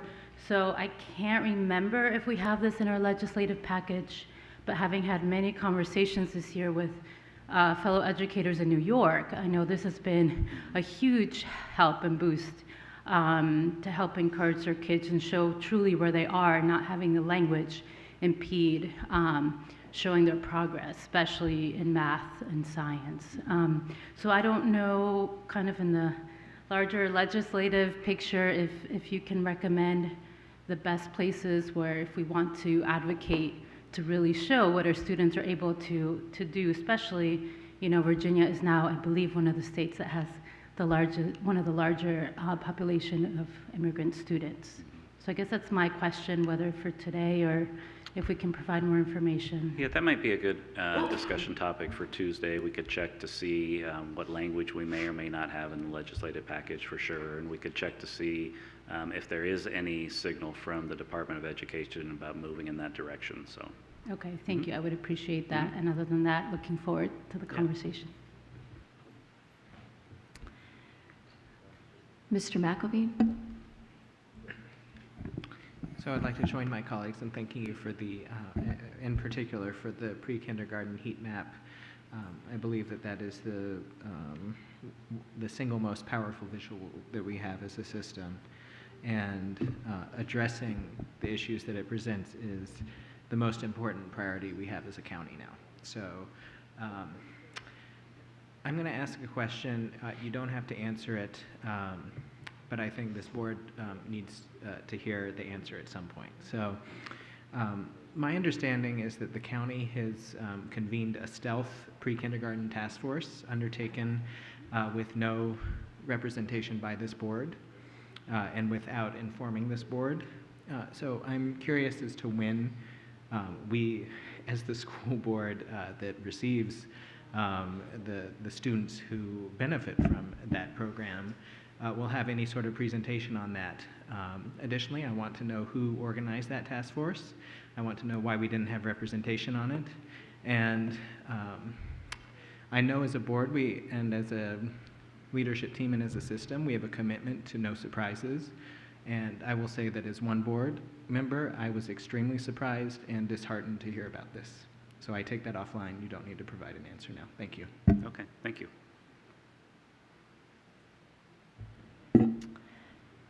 Ms. Boateng.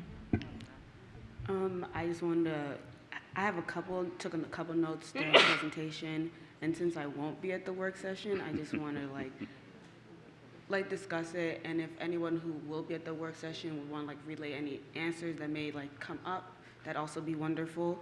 So I just like to state if we want to just, for example, go to say slide 17, and we see, we've talked about the racial separation between on the charts, and I understand the reasoning behind that because there are defined disparities, and of course we need to make improvement. And of course I'm also looking at economically disadvantaged students, and I just found it personally for me with some of my concerns with some of the data it's not even this one, also one that I've seen before. I think it was the last meeting too. I found it a little bit hard to navigate in terms of the economically disadvantaged ones, because to my best knowledge, everyone feel free to correct me if I'm wrong. I feel as if a lot of economically disadvantaged students do come from the Latinx communities, English language learners communities, and Black communities.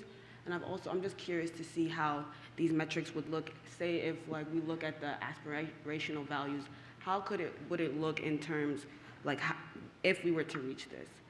And it's kind of for me personally, and also for other community members, I feel as if it'd be beneficial to kind of put it in a way that we can understand it from the outside. Ms. McLaughlin kind of touched on a more analytical way of looking at this, and it's wonderful looking at all data because I can see specific things, but Ms. McLaughlin asked the question of why, and I think that's a lot of things that people want the answer to. And I liked, what I liked seeing was in slide 33 with the map. Did I miss it? With the map. I like seeing this only because I feel as if it gave us not just what, but where, and it gave us context. Because something that I feel as if gets lost in data is kind of context and where it's coming from, which can largely help us figure out how, well, of course we know where these are coming from. That's where the curators of this data got it from. But just for community members and people looking onto the data to kind of see where this is coming from and how it affects the students from these regions, like me specifically being from the Lee region, I can see where we are lacking in students who are entering kindergarten without preschool education. So just for that's my concern with some of the data analysis or lack of data analysis, it put into the data. This is not me saying that it's not good, because I really did enjoy it and it was very informative for me personally, because a lot of the stuff I wouldn't have known otherwise. But just the whole why and where is my biggest concern from these data analysis.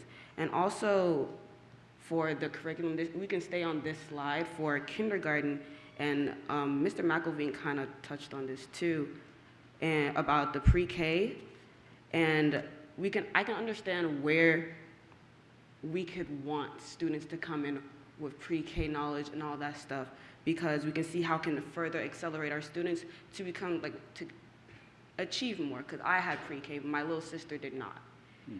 But my concern is, if we're focusing a lot on the students before they come into the school district, are we focusing enough on the students once they're there? And of course, I know the curriculum It's wonderful. I've gone through it, of course. But my concern is, are we expecting too much from students to come into our school systems knowing these certain things? And are we kind of or do we have enough cushion for the students who, say, when we look at Lee and Herndon, who don't have access to it in like immediate times right now? Like, say, of course we have the aspirations, but for like immediate, do we have a cushion for these students who don't have access to this pre-kindergarten education, these curricular education? That's kind of just my concerns with the kindergarten, pre-K, and the data table as a whole. So a couple things I would say. One, I certainly understand why you can't attend the work session. So specific questions that you would have, I mean, we're happy to follow up in writing. We'd be happy to meet with you at another time, like maybe before one of these meetings, to talk about some of your questions, because you've got great questions.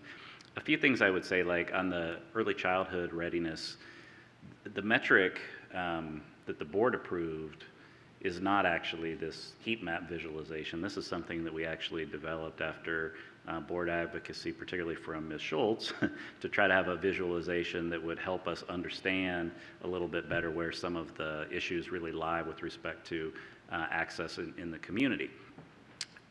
And you're exactly right with respect to, obviously there's a lot of kids that are entering without that pre-K experience, and there are things that we're doing to try to mitigate that lack of that experience. So for example, one of the things that we've done is really tried to expand our Bridge to K program, which is not a preschool program, but it's a program for students and families that did not attend preschool. And we work with those students and families during the summer, and we served about 1,500 students. We've continued to expand that program and really work on school readiness skills, executive functioning skills with our students to get them ready and to help them feel part of the community and successful from the first day. So there are things like that that we're doing. The other thing that you touched on that I think a number of board members touched on is the idea of, wanting more analysis. And I'm certainly not going to suggest that we've provided sufficient analysis, but I do want to make sure that board members and community members know that there is an 80-page attached report where we do have analysis on each of the metrics.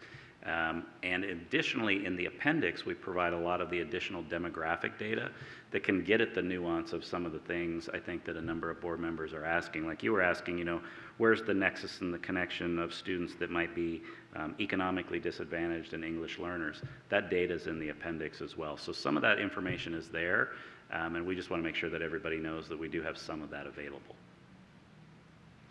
But we'd be happy to meet with you anytime or communicate offline too, okay? Yeah, that'd be wonderful. Okay. Thank you. Yeah, thank you. So before I go to go-backs, because we have a few,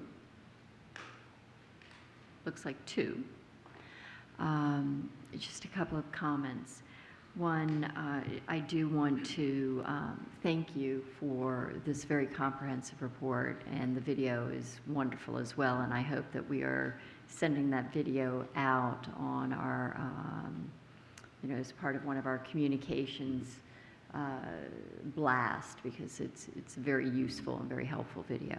Secondly, we, with the AAP in classrooms, in general ed classrooms, what are we doing to, I know we're providing access to the curriculum, but what are we doing to ensure that there's fidelity of implementation when we use the curriculum in these classrooms? What are we doing to, for professional development for the teachers to be able to know how to use it to best benefit our students?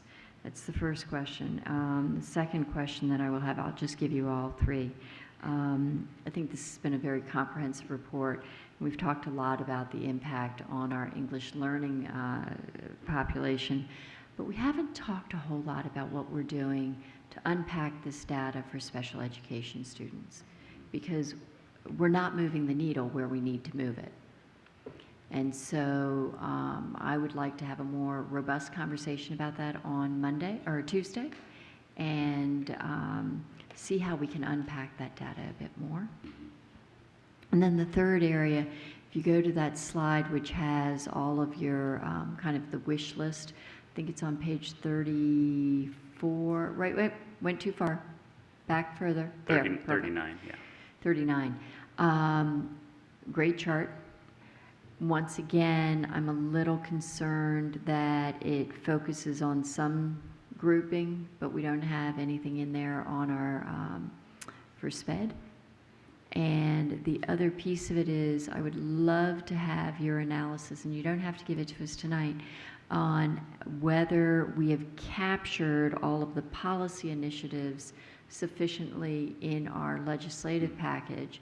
And my reasoning is I know that this weekend there will be a organizational retreat in Richmond where we'll know as a result of it who will be the committee chairs for some of the most important, well, for all of the committees in Richmond. And then we will need to get our legislation, start talking to people about who's going to carry what bills.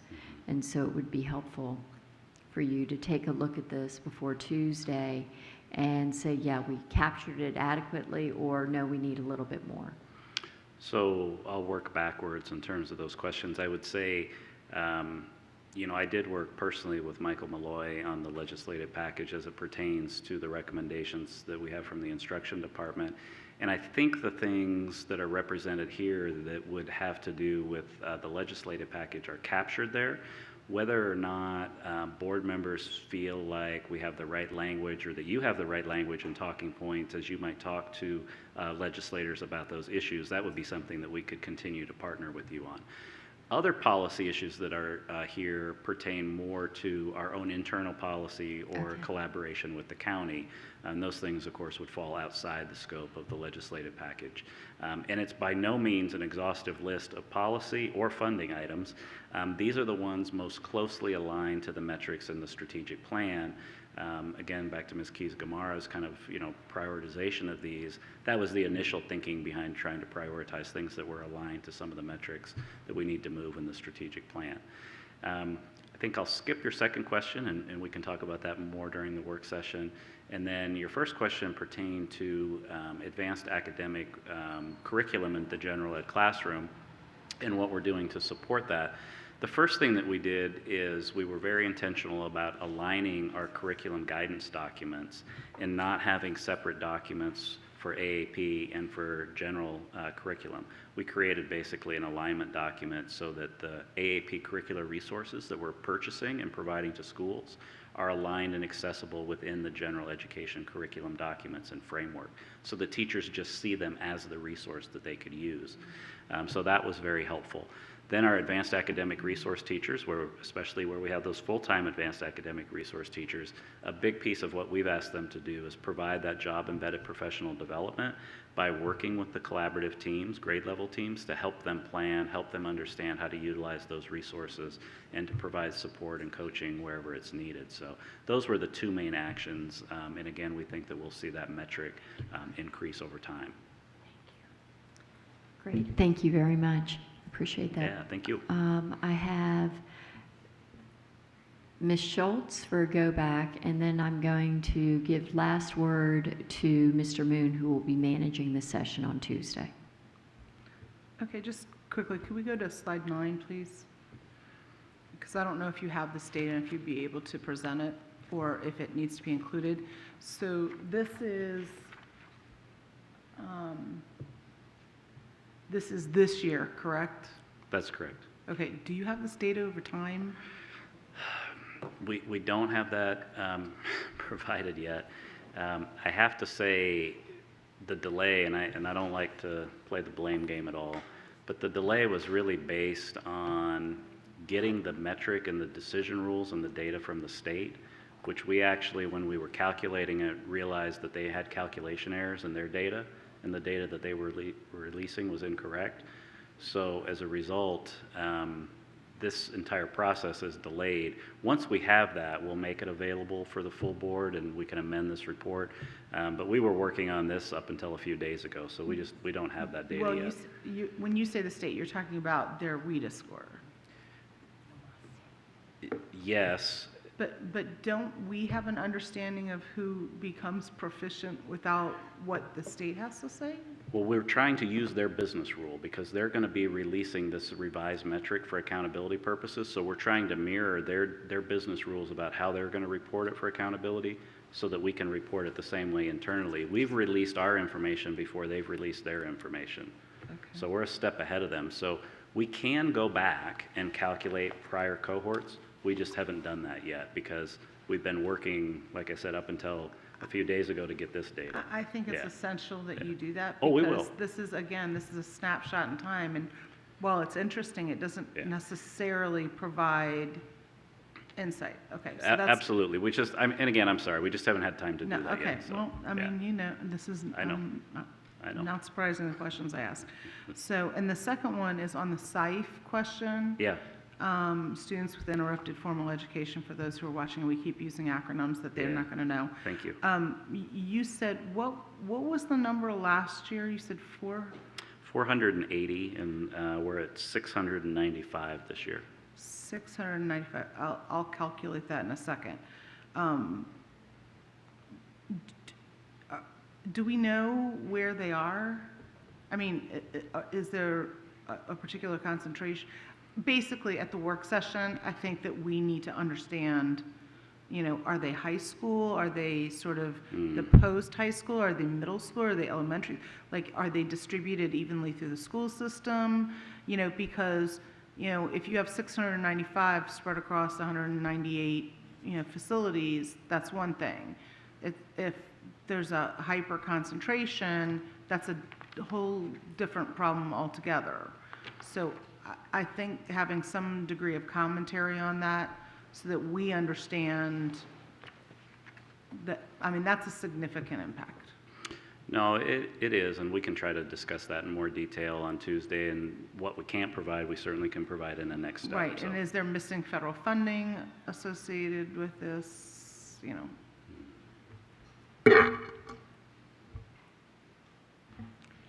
And Mr. Moon, you get the last word. Thank you, Madam Chair. Thank you for the presentation, first of all. And I look forward to an in-depth discussion on Tuesday. As Madam Corbett stated, that I would be managing this portion of the work session on Tuesday, and we have 3 hours allotted for this. One may think 3 hours is a lot of time. It is a lot of time, but at the same time, for something as important as this, you know, that may not be enough. So what I'm asking my board members to do is this. First of all, I know we've been very busy for the last several weeks, if not several months, but we have a very good report that staff has prepared. It's only 80 pages long, and we can do this. Over this weekend, please read every line of those 80 pages so that we can use our 3 hours on Tuesday more effectively. You know, what is already covered in the report, we don't have to regurgitate as much as possible. And also, just like any other work session that we do, please send in your questions in advance if they have not been already asked tonight for the steps of preparation to discuss on Tuesday. I have not read 80 pages. I was but quickly perusing through the report, and I see really there's a wealth of information and data in the report, and also the analysis that some of the analysis maybe Mrs. McLaughlin is looking for. I welcome and I appreciate Mrs. McLaughlin's continuing suggestion, constructive suggestion to improve our report and a discussion at the work session when we deal with these goals reports. And perhaps, as I suggested at the last work session, that we may need to schedule a separate work session to talk about what you are really expecting to see from the STEPS reports. But again, you know, if you read the report, we can certainly use our time more effectively and send in your questions. Looking at, you know, some of the data you presented in your report, I know that I'll be sending in questions because I have a lot of questions. You know, for example, looking at page 32 and of the report and 80 numbers, in my mind, just creating a lot more questions don't seem to be congruent in my mind. So I'll be sending you some questions. And I'm encouraging my board members to do the same. And on Monday, I'm sure that there will be questions regarding gaps in many different areas, including AAP participation. And if you could address on Monday, I'm going to put this into writing, but just for the public consumption, that I want you to know that one of the questions that I'll be sending in has to do with a VDOE's definition of gifted students, and how that definition of gifted students is affecting the gaps we see in the data you provided, and also the gaps in the kindergarten readiness, how that is affecting in identification of gifted students who may be qualified for AAP programs. Again, I'm excited. For 3 hours, I'll be managing it. I'm hoping to be managing it, hopefully effectively and efficiently. So let's do our homework. Thank you. Thank you, Mr. Moon. As a reminder, the Goal 1 report will be discussed at the November 12th all-day work session with action scheduled for November 18th. This is the portion of the meeting where the board will confirm that any action regarding issues that were discussed in the closed meeting. These issues may include action taken regarding student disciplinary matters. Board members have discussed each case, and at this time will make a motion to confirm the recommended action. So I call upon Ms. Hines for a motion. Oh, she's not here. So I will call upon Ms. Strauss for the motion.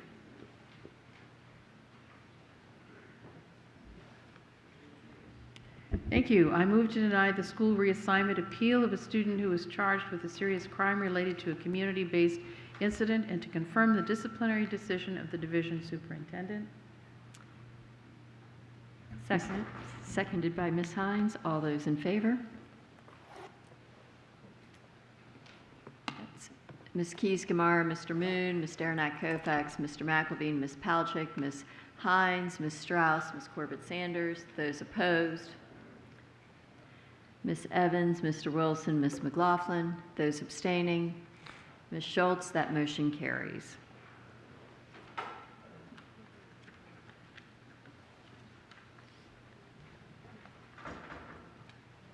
I now call on Mr. Moon for a motion on the Goal 4 Resource Stewardship Report. Thank you, Madam Chair. I move that the school board approve the Strategic Plan Goal 4 Resource Stewardship FY19 report as detailed in the agenda item. Do we have a second? Second. Seconded by Ms. Schultz. Mr. Moon, would you like to speak to your motion? Oh, thank you, Madam Chair. On March 7, 2019, the school board approved the streamlined strategic plan with 8 areas of focus for the school years 2018 through 2020. These areas of focus have specific strategic actions to move the division forward toward its goals. Each strategic action has targeted metrics to show the division's current baseline data, an interim target to achieve by school year 2020, and an aspirational statement that describes what success would look like for students, families, employees, and the community. The strategic plan has 4 broad goal areas: student success, caring culture, premier workforce, and resource stewardship. The report presented by Superintendent to the school board, for which I have just made a motion for the board's approval, describes actions and outcomes undertaken in FY19 related to Goal 4 of the strategic plan, Resource Stewardship, which details FCPS's commitment to championing the needs of our school communities and being responsible stewards of the public's investment.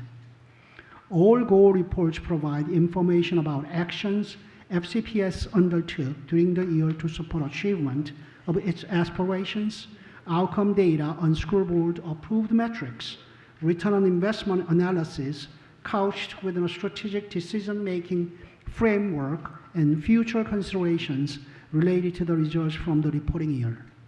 The goal for resource stewardship report addresses performance and the indicators of efficient budgeting and allocation. Specifically, those relate to the following 4 aspirations with the 6 metrics. First, FCPS will maintain a cost per pupil plus minus $1,000 of the average cost per pupil of the Washington area boards of education average. 2, all spending will be allocated using the strategic decision-making framework.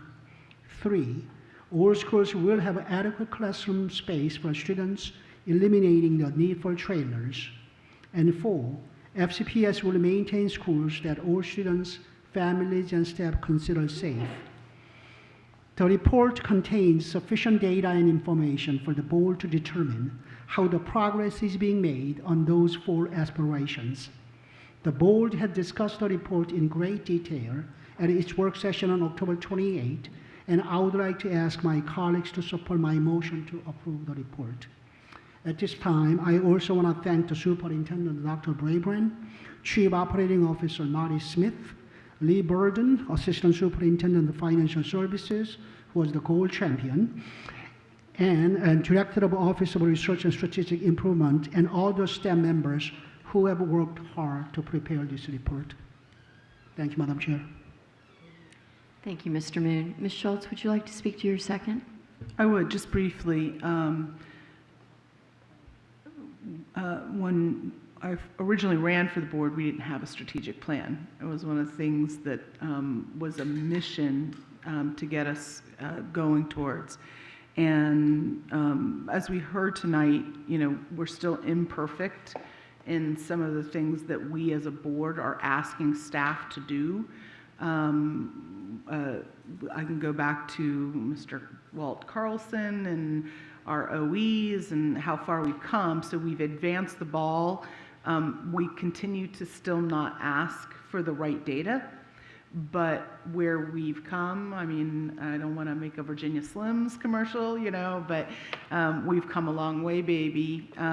The effort to document in a more concrete way what we do is enumerated, Dr. Brabrand, in this, and we've advanced the ball even further, recently with these versions.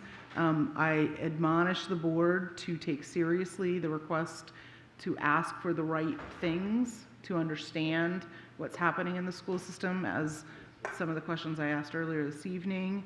Looking at 1 year of how our ELL students how many are acquiring their target language within 5 years. If you look at 1 year, you have no information whatsoever.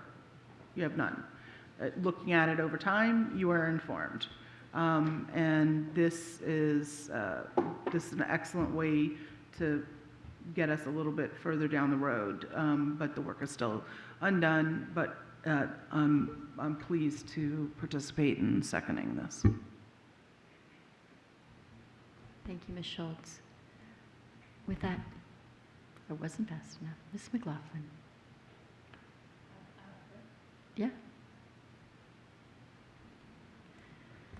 Okay, I thought I was going to be in line with a whole other people, so I guess I'll kick it off. I had expressed, as my colleagues know, during the work session that I don't quite know how the board continues to be engaged in the actual metrics. I know that we talk about the goals, but I don't know how we're getting to the discussion about what are meaningful metrics. And so when I look at this report, I think there's still a disconnect between what staff and the division understands what the board wants. And when I think about something so important as a $3 billion budget and what resource stewardship is, not just to the board as a governing body, but also for the public. And there's been obviously a lot of conversation about the board in the last few months. My apologies. And so when I think about once a year, how does the division report to the board, which then reports to the public on what we're doing for resource stewardship?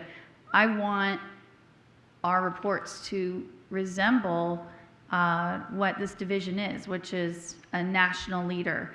And so this report, I feel you can check the box and say we've got a couple of really good measures in there that are important to people. Certainly the reduction in trailers is really important and something that we want to keep doing.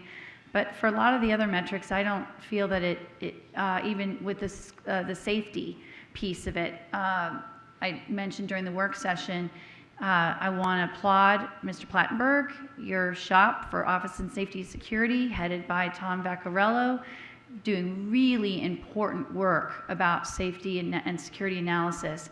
And yet the metrics we used was just a survey of how our families and students and staff feel, what's their perception of safety, but really the report should have been, here's the incredible steps that we did, and there's a little bit of it in there, but not really some of the metrics that, in my mind, the depth of the study and the analysis they did, and where do we need to still improve in that. So I'm going to wind this up because there's 12 of us here, so I'll just cut to the quick.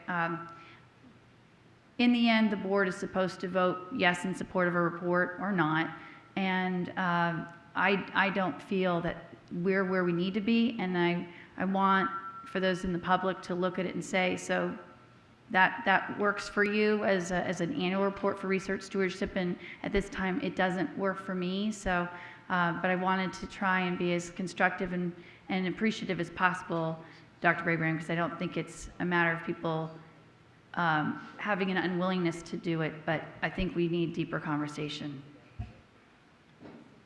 Dr. Brabrand, would you like to respond? Just something, thank you, Ms. McLaughlin. One thing Ms. Schultz said, I like the phrase, we've come a long way, baby, when we look at the strategic plan. Look at what that strategic plan looked like 3 years ago, 5 years ago, 10 years ago.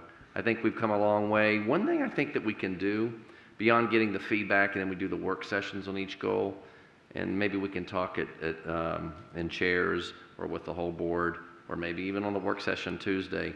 We could look at a work session that just lets us look at the indicators. You've had a whole full year to pass at all the indicators for each of the 4 goals, and let's make sure we feel those are the right indicators. And what some of you have said, many of you have said, is indicators with context. If we're going to bring this indicator, what else do you want to have paired with it? And I think if we do that, I think we can be in better shape to have an even more effective set of goal reporting next fall than we did this fall. So I appreciate the feedback, and maybe a work session tied to some of those indicators. I think, frankly, too, and I know Ms. Johnson, when she was presenting Goal 2, I think you brought up some of those points. And believe it or not, I think staff, after a year now, has some ideas about some indicators. So we want to hear your ideas. We want to share maybe some ideas that we have, and let's get this strategic plan to the next level that makes it feel good for what the board is hearing and for what our community feels are the right indicators.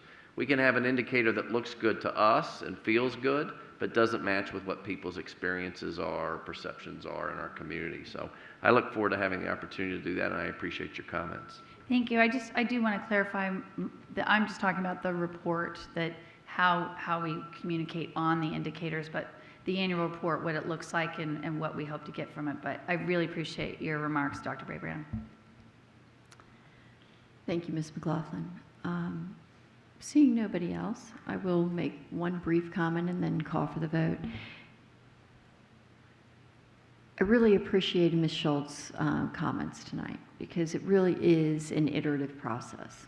And in the 4 years I've been on the board, I've seen marked improvements in how we've addressed not only the strategic plan by putting in the metrics that we did in the past year, by focusing a bit more,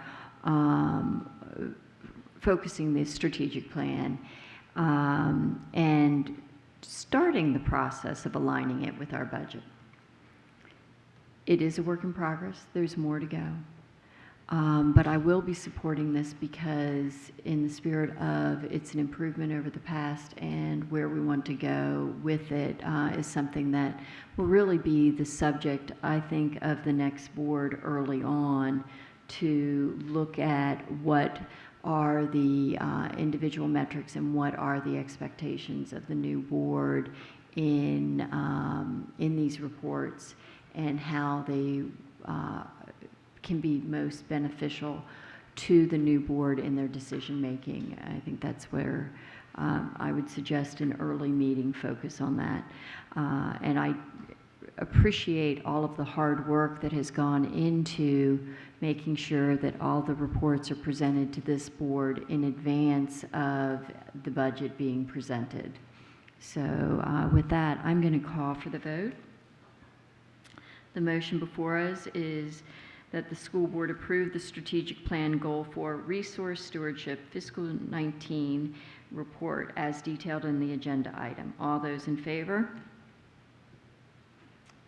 I have Ms. Strauss, Ms. Schultz, Ms. Hines, Ms. Palchik, Mr. McElveen, Ms. Derenak-Kofax, Mr. Moon, Ms. Keys-Gamarra, and Ms. Evans.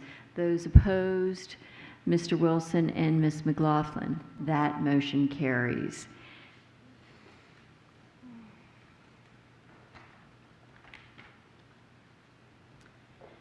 Our adopted rules of parliamentary procedure, Robert's Rules, provides for a consent agenda listing several items for approval of the board by a single motion. Many items listed have gone through board review, and documentation has been provided to all board members and the public in advance. Items may be removed from the consent agenda at the request of any board member prior to the meeting. 6.01, approve the minutes of the July 25th and September 12th regular board meetings. 6.02, award the contract of the University of Wisconsin for English language proficiency assessments as required by the Virginia Department of Education for the 2019-2020 school year, and authorize the Director of the Office of Public Procurement Services to execute, deliver, and administer the contract on behalf of the school board. 6.03, revisions to policy 5015, procurement of professional and consultant services. This item has been removed from the agenda and will be rescheduled at a future meeting.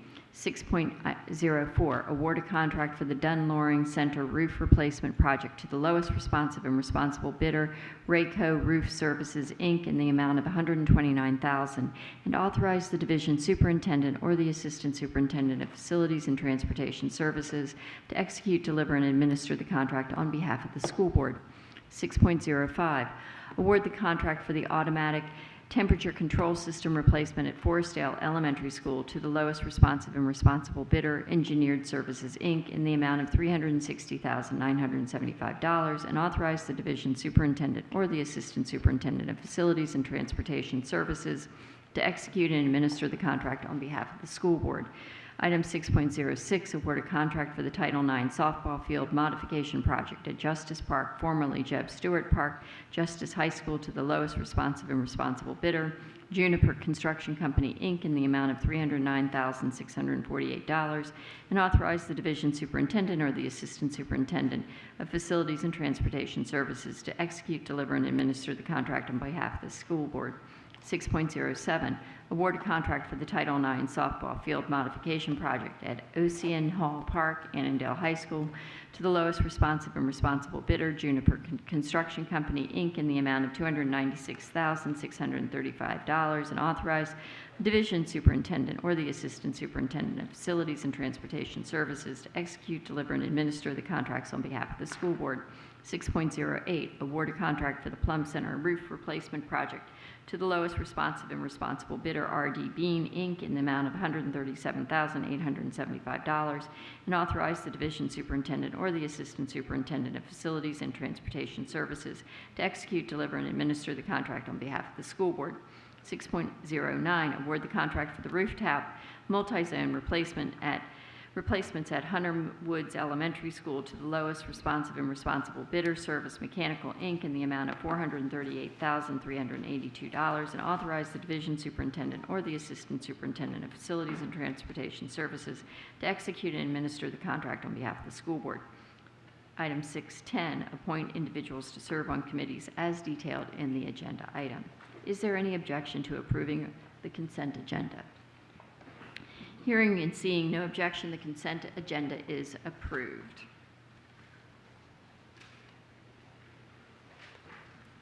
New business. The following are new business agenda items. There will not be a vote tonight on these items, but action is scheduled at a future meeting. 7.01, accept the Governance Committee recommended revisions to the Strategic Governance Manual and Forum Process, and Public Engagement Committee recommended revisions to the Citizens Participation Procedures. 7.02, award the contract for the rooftop air handling unit replacements at Chantilly High School. This item has been postponed to the November 18th meeting. 7.03, award a contract for the Woodson High School roof replacement project to the lowest responsive and responsible bidder, and authorize the division superintendent or the assistant superintendent of facilities and transportation services to execute, deliver, and administer the contract on behalf of the school board.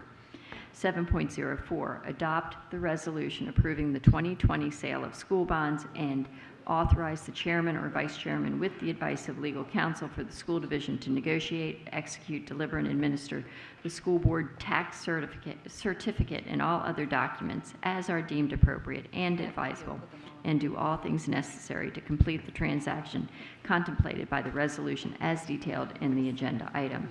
7.05, approve changes to the list of middle and high school course offerings for the 2020-2021 school year as recommended by the Course Review Committee and as detailed in the agenda item. 7.06, approve the strategic plan Goal 1 Student Success Report as detailed in the agenda item. I now call on Superintendent Brabrand for superintendent matters.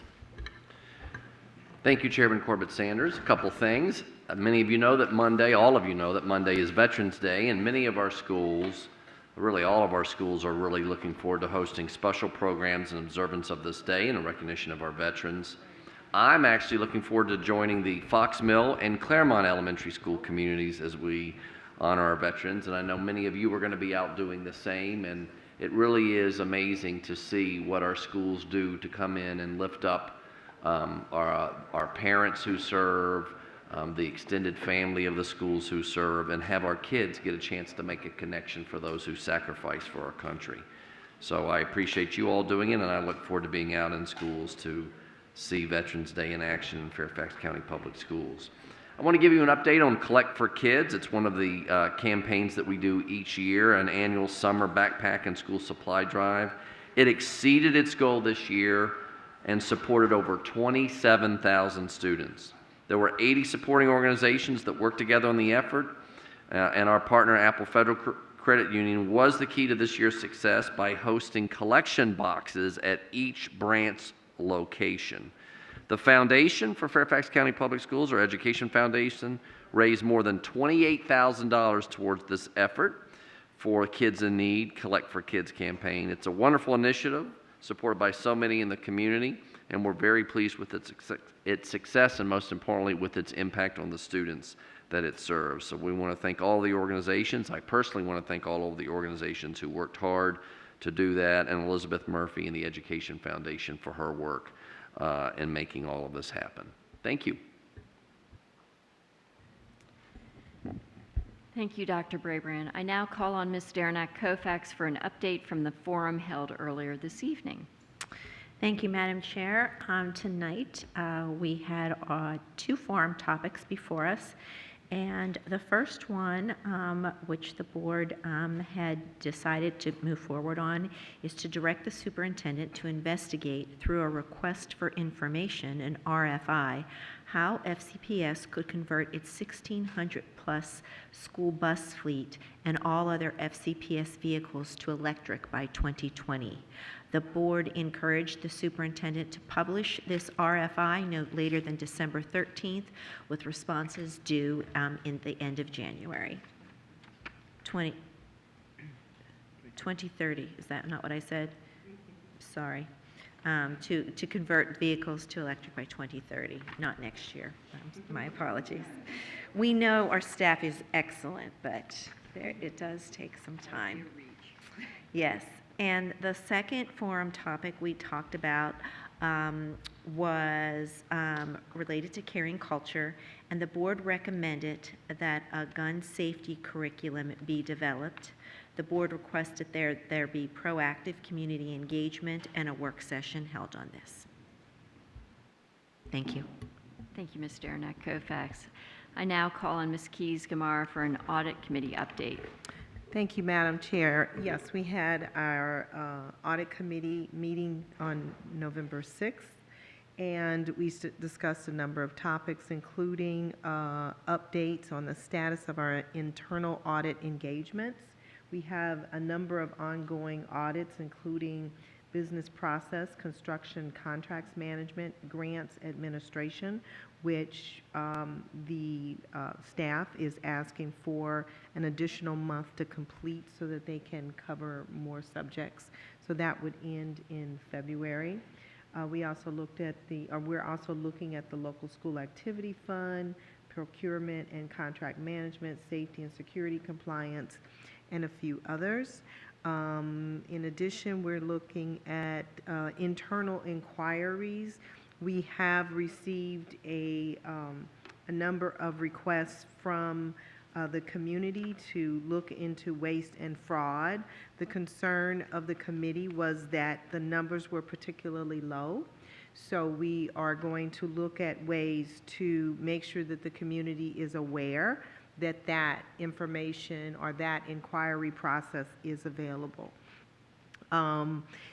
We also included an analysis of our local school activity fund, which looks at funds that schools are raising for their activities. The concern that the committee had in looking at these particular numbers was we noted a great disparity with respect to schools across our county. And so we've asked for additional information with respect to sources of funding and also what programs are available. And we will be asking our chair to set this up on a future work session so that the board can be properly informed. I know that our superintendent has been concerned about, and we've asked him to look at the equity of these issues, and the results of this audit will be very probative to that inquiry. Additionally, we have our audit follow-up status. Of note was an inquiry with respect to how we maintain our bleachers. We have completed the necessary repairs, but the concern is there is recommended follow-up in terms of maintenance, for which we have been delaying for some significant time.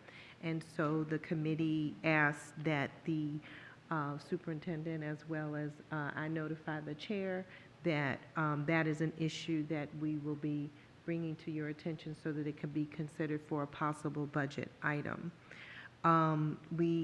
There was also a follow-up on the trade analysis. We remember we asked for additional information, and again, that will be another report that will be submitted.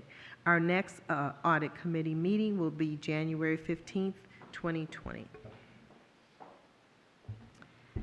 Thank you, Ms. Keys-Gamarra. Next on the agenda is board matters, and I call on Ms. Strauss.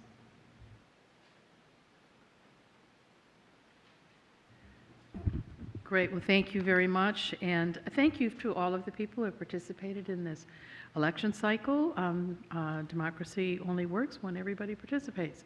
Particularly want to thank the citizens of the county for their approval of the bond. The passage was 77%, and that is the highest percentage ever. So a huge turnout and huge support for schools. And as Ms. Keys-Gamarra has just noted in our audit committee meeting, we've noted the need, a huge backlog for maintenance, and we have a long-standing desire to get rid of trailers, and with the passage of the bond. And we know that one of the things that will make a big difference is being able to renovate our schools in a more timely manner, as well as preventive maintenance, and be able to get at the maintenance issues. So So again, the passage of the bond is important, and it would be lovely if in the future we were able to get an even higher cash flow from the Board of Supervisors. One last piece, we are into the theater season for all of our schools. And in the last month, I've had fun training 530 student critics, which was great to be with all of those teenagers who love high school theater and love what they're doing. If you're looking for something to do this weekend, Oakton will be putting on Men on Boats. And next weekend, Woodson will be doing Letters to Sala. And the weekend after that, Thomas Jefferson will be doing Curious Incident of a Dog. And then Justice will be doing Anything Goes. So check out your local high school. They'll be putting on great plays this time of year. Thanks. Ms. Schultz. Last weekend, I had the incredible pleasure to join Lake Braddock and their PTSA for their marketplace. I'm poorer for it. So if you missed it, it's like Ginsu Nice, but wait, there's more. Robinson Marketplace, which is my favorite. Saturday, so 2 days, 9 to 3. It is an amazing marketplace. Go do your early shopping before you go to any of the plays. Ms. Palchik?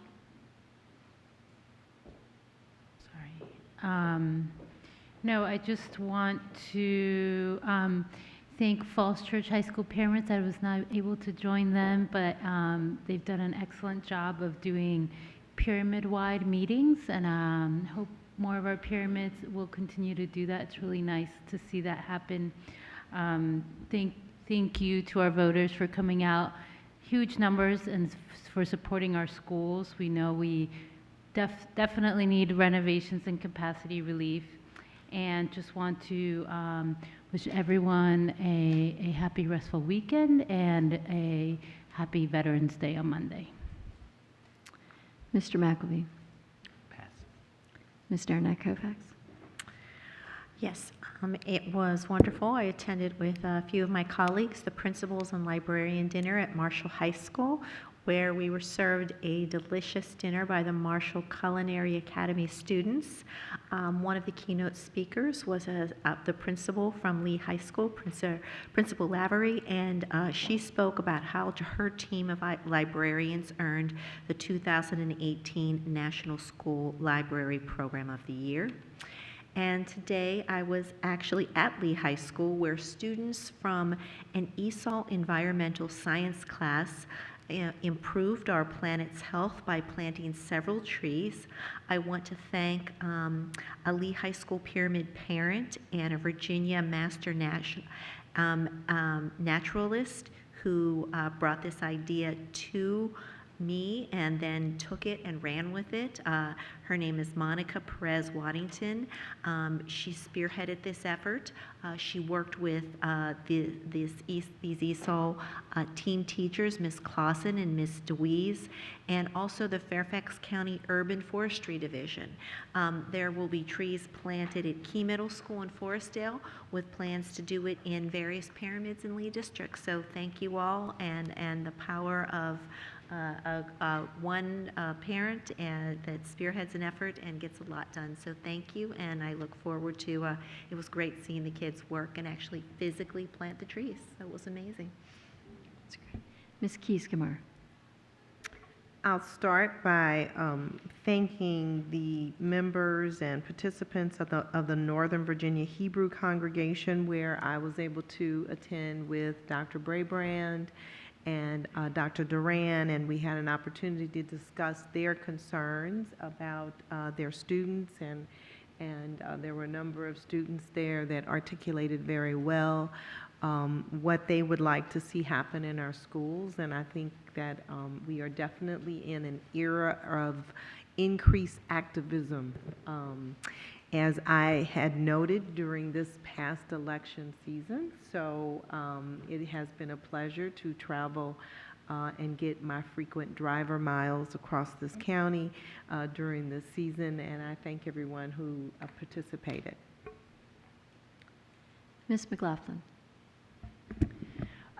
Just wanted to spotlight that Dr. Brabrand and I and some of the other members of the leadership team attended Lake Braddock's Family, Career, and Community Leaders of America luncheon, where they were spotlighting how much they're looking towards building leadership and character and future career opportunities through family and consumer sciences. And the Lake Braddock chapter has won many state awards, and it was just a really great event to hear from the students, some of them who said by nature public speaking is very uncomfortable for them, and the ability to participate in this type of organization has really allowed them to bring a voice and develop those leadership skills, and also just other technical and career skills that will help them as they decide beyond high school for college and career opportunities. So it was really a great event to see that. And then I also wanted to just share with all of you that in honor of upcoming Veterans Day, today I got to do something I'd really not expected, and I went to the Kennedy Center, where Portraits of Courage is former President George W. Bush's 66 oil paintings that capture the many veterans who were wounded in the wars since 9/11. And the Kennedy Center has this special traveling exhibit through November 15th. So I do want to just raise awareness for the board and the public who might be watching that it is incredibly powerful. When you go to the event, they have an app, so you get to hear President Bush's voice as he reads the narrative about the veterans behind the portraits. And it's just such a really powerful way to recognize the sacrifice that so many have made for our country and for the world. And so I really hope people will have a chance to do that. And finally, I do want to say to all of our military families, as we again approach Veterans Day, thank you so much, not just to the soldiers, but to the families for your service to our country. And I do hope that many of us will have the ability to visit our schools and take part in those celebrations. And then finally also see our president of the Fairfax Education Coalition and our association in the audience. And Kimberly, is a fellow librarian that you serve other than in your role right now, I do want to tell you that the luncheon or the dinner that Ms. Koufax noted that she and I and Mr. Moon were at, I heard from librarians after how much it meant to them, Dr. Brabrand, that we recognize the immense value that our librarians bring to the learning experience. And I really hope that we will continue as a division to empower our librarians to feel that the important work that they do, how much it can truly enhance the learning environment for our students and for our teachers. And so shout out to our librarians and to all the principals who are there too in support of your great profession and what you do for our kids. So thank you. Mr. Wilson. Thank you, Madam Chair. So the last time I made a reference to the Nationals going extra innings on so many occasions, and our board also seems to go extra innings. And I congratulate the chair. It looks like we're going to get this one in regulation time, so I appreciate that. That's a good effort, and congratulations to the Nats on the World Series championship. I also want to say thank you to all of the voters that I met. So many folks came out and participated in this Tuesday's election. Many of them came and had a personal conversation with me, and I'm very proud to have met and participated in the election. It was a really terrific turnout. I also wanted to call out and thank the veterans, especially those in my own family, my father, my two brothers, and my sister-in-law, and of course, going back generations, those veterans, and all of the comments that have been made are greatly appreciated. There's really no sacrifice like having a family member in your immediate family who participates and deploys overseas into combat situations. It's very unique and quite worthy of celebrating. So I hope to get to do that on Monday, and thank you and congratulations to all the veterans out there and their families. It is a great service you do for our country.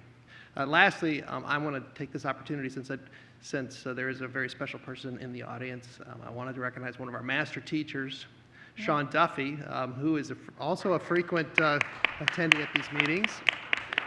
My children all had the pleasure of having Mr. Duffy as a teacher, and I'm very grateful to him and to all of the master teachers we have in Fairfax County Public Schools. Thank you. Ms. Evans. Thank you, Madam Chair. I want to congratulate the 108 schools that were recognized today for achieving all level 1 performance in all reporting groups in both English and math. Dr. Brabrand was at our regional meetings today, and I was pleased to join the Region 2 meeting where 32 schools were recognized, and I just want to congratulate them and thank them for all the great work that went into that achievement. I was able to go to the Falls Church High School Pyramid PTSA meeting, which was just terrific. We had students from this school, Jackson Middle School, talking about the robust programs here and their experience, and giving just a flavor not only of the school day but after school activities and how much it meant to them and how much it prepared them from going into high school. And also 5 or 6 students from the high school level as well, with very different experiences, both in the classroom and out of the classroom, and shared how wonderful it was to be at Falls Church High School. So it was wonderful to see that showcase and have parents be able to ask questions, both of administrators and of the students themselves.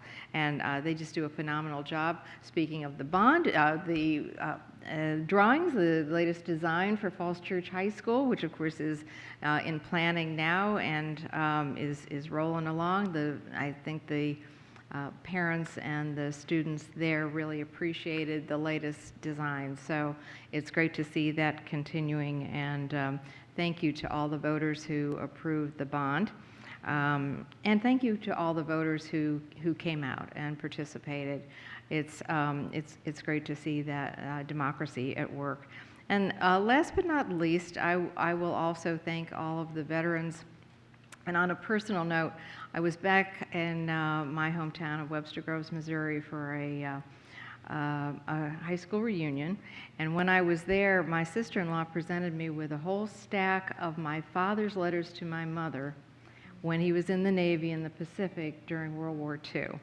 So this was quite a treasure trove, and I now know that one of the things I'm going to be doing in retirement is reading through those letters and enjoying the thought of my dad writing to my mom. So thank you for all the veterans out there. My dad did return, and we were very lucky.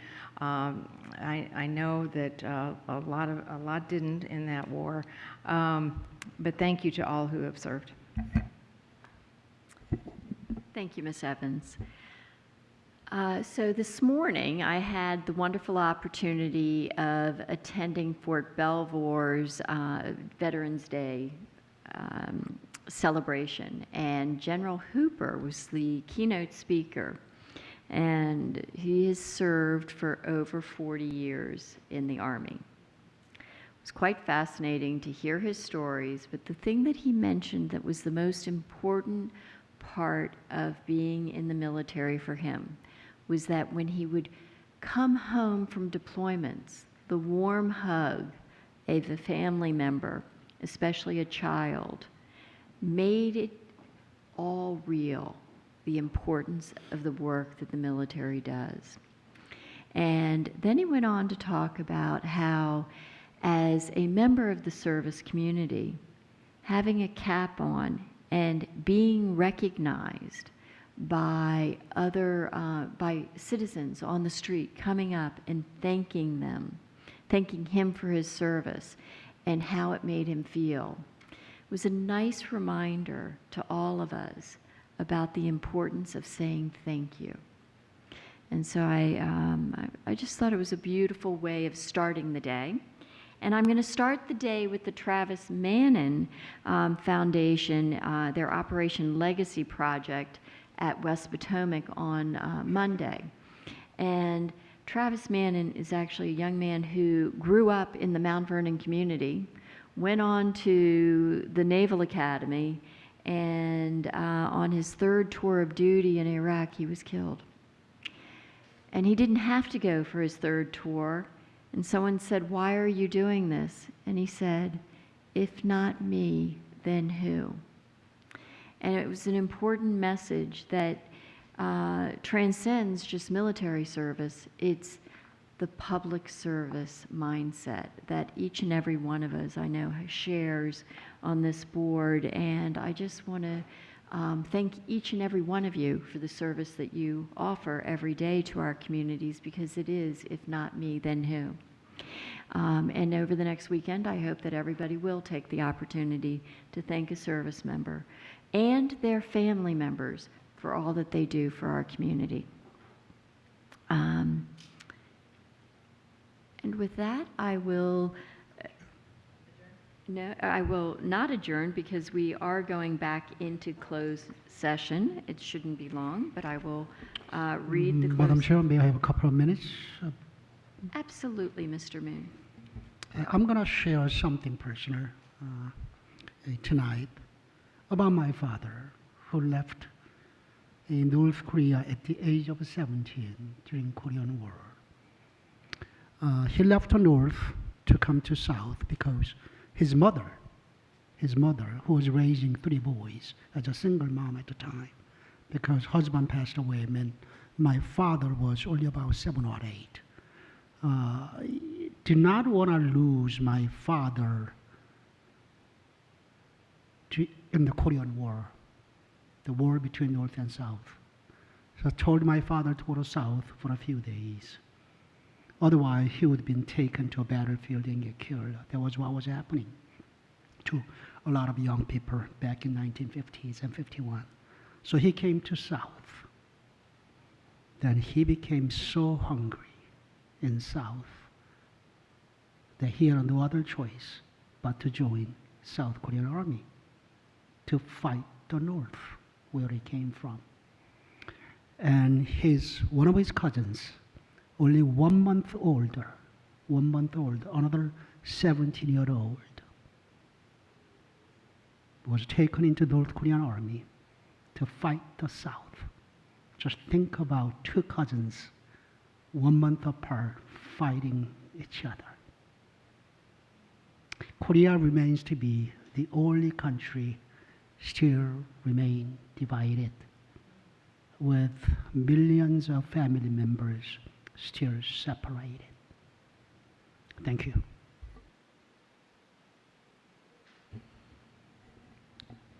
Thank you, Mr. Moon. The board will now make a motion to go into closed meeting to consult with legal counsel regarding litigation or specific legal matters requiring the provision of legal advice by such counsel pursuant to Section 2.2, 3711A7 and A8 of the Code of Virginia, specifically Grimm versus Gloucester County School Board, case number 19-1952 in the Fourth Circuit. Do I have a motion? Motion made by Ms. Strauss, seconded by Ms. Schultz. All those in favor? And that motion is unanimous with Ms. Keys-Gamarra and Ms. Hines away from the table. It carries. We're now in closed session.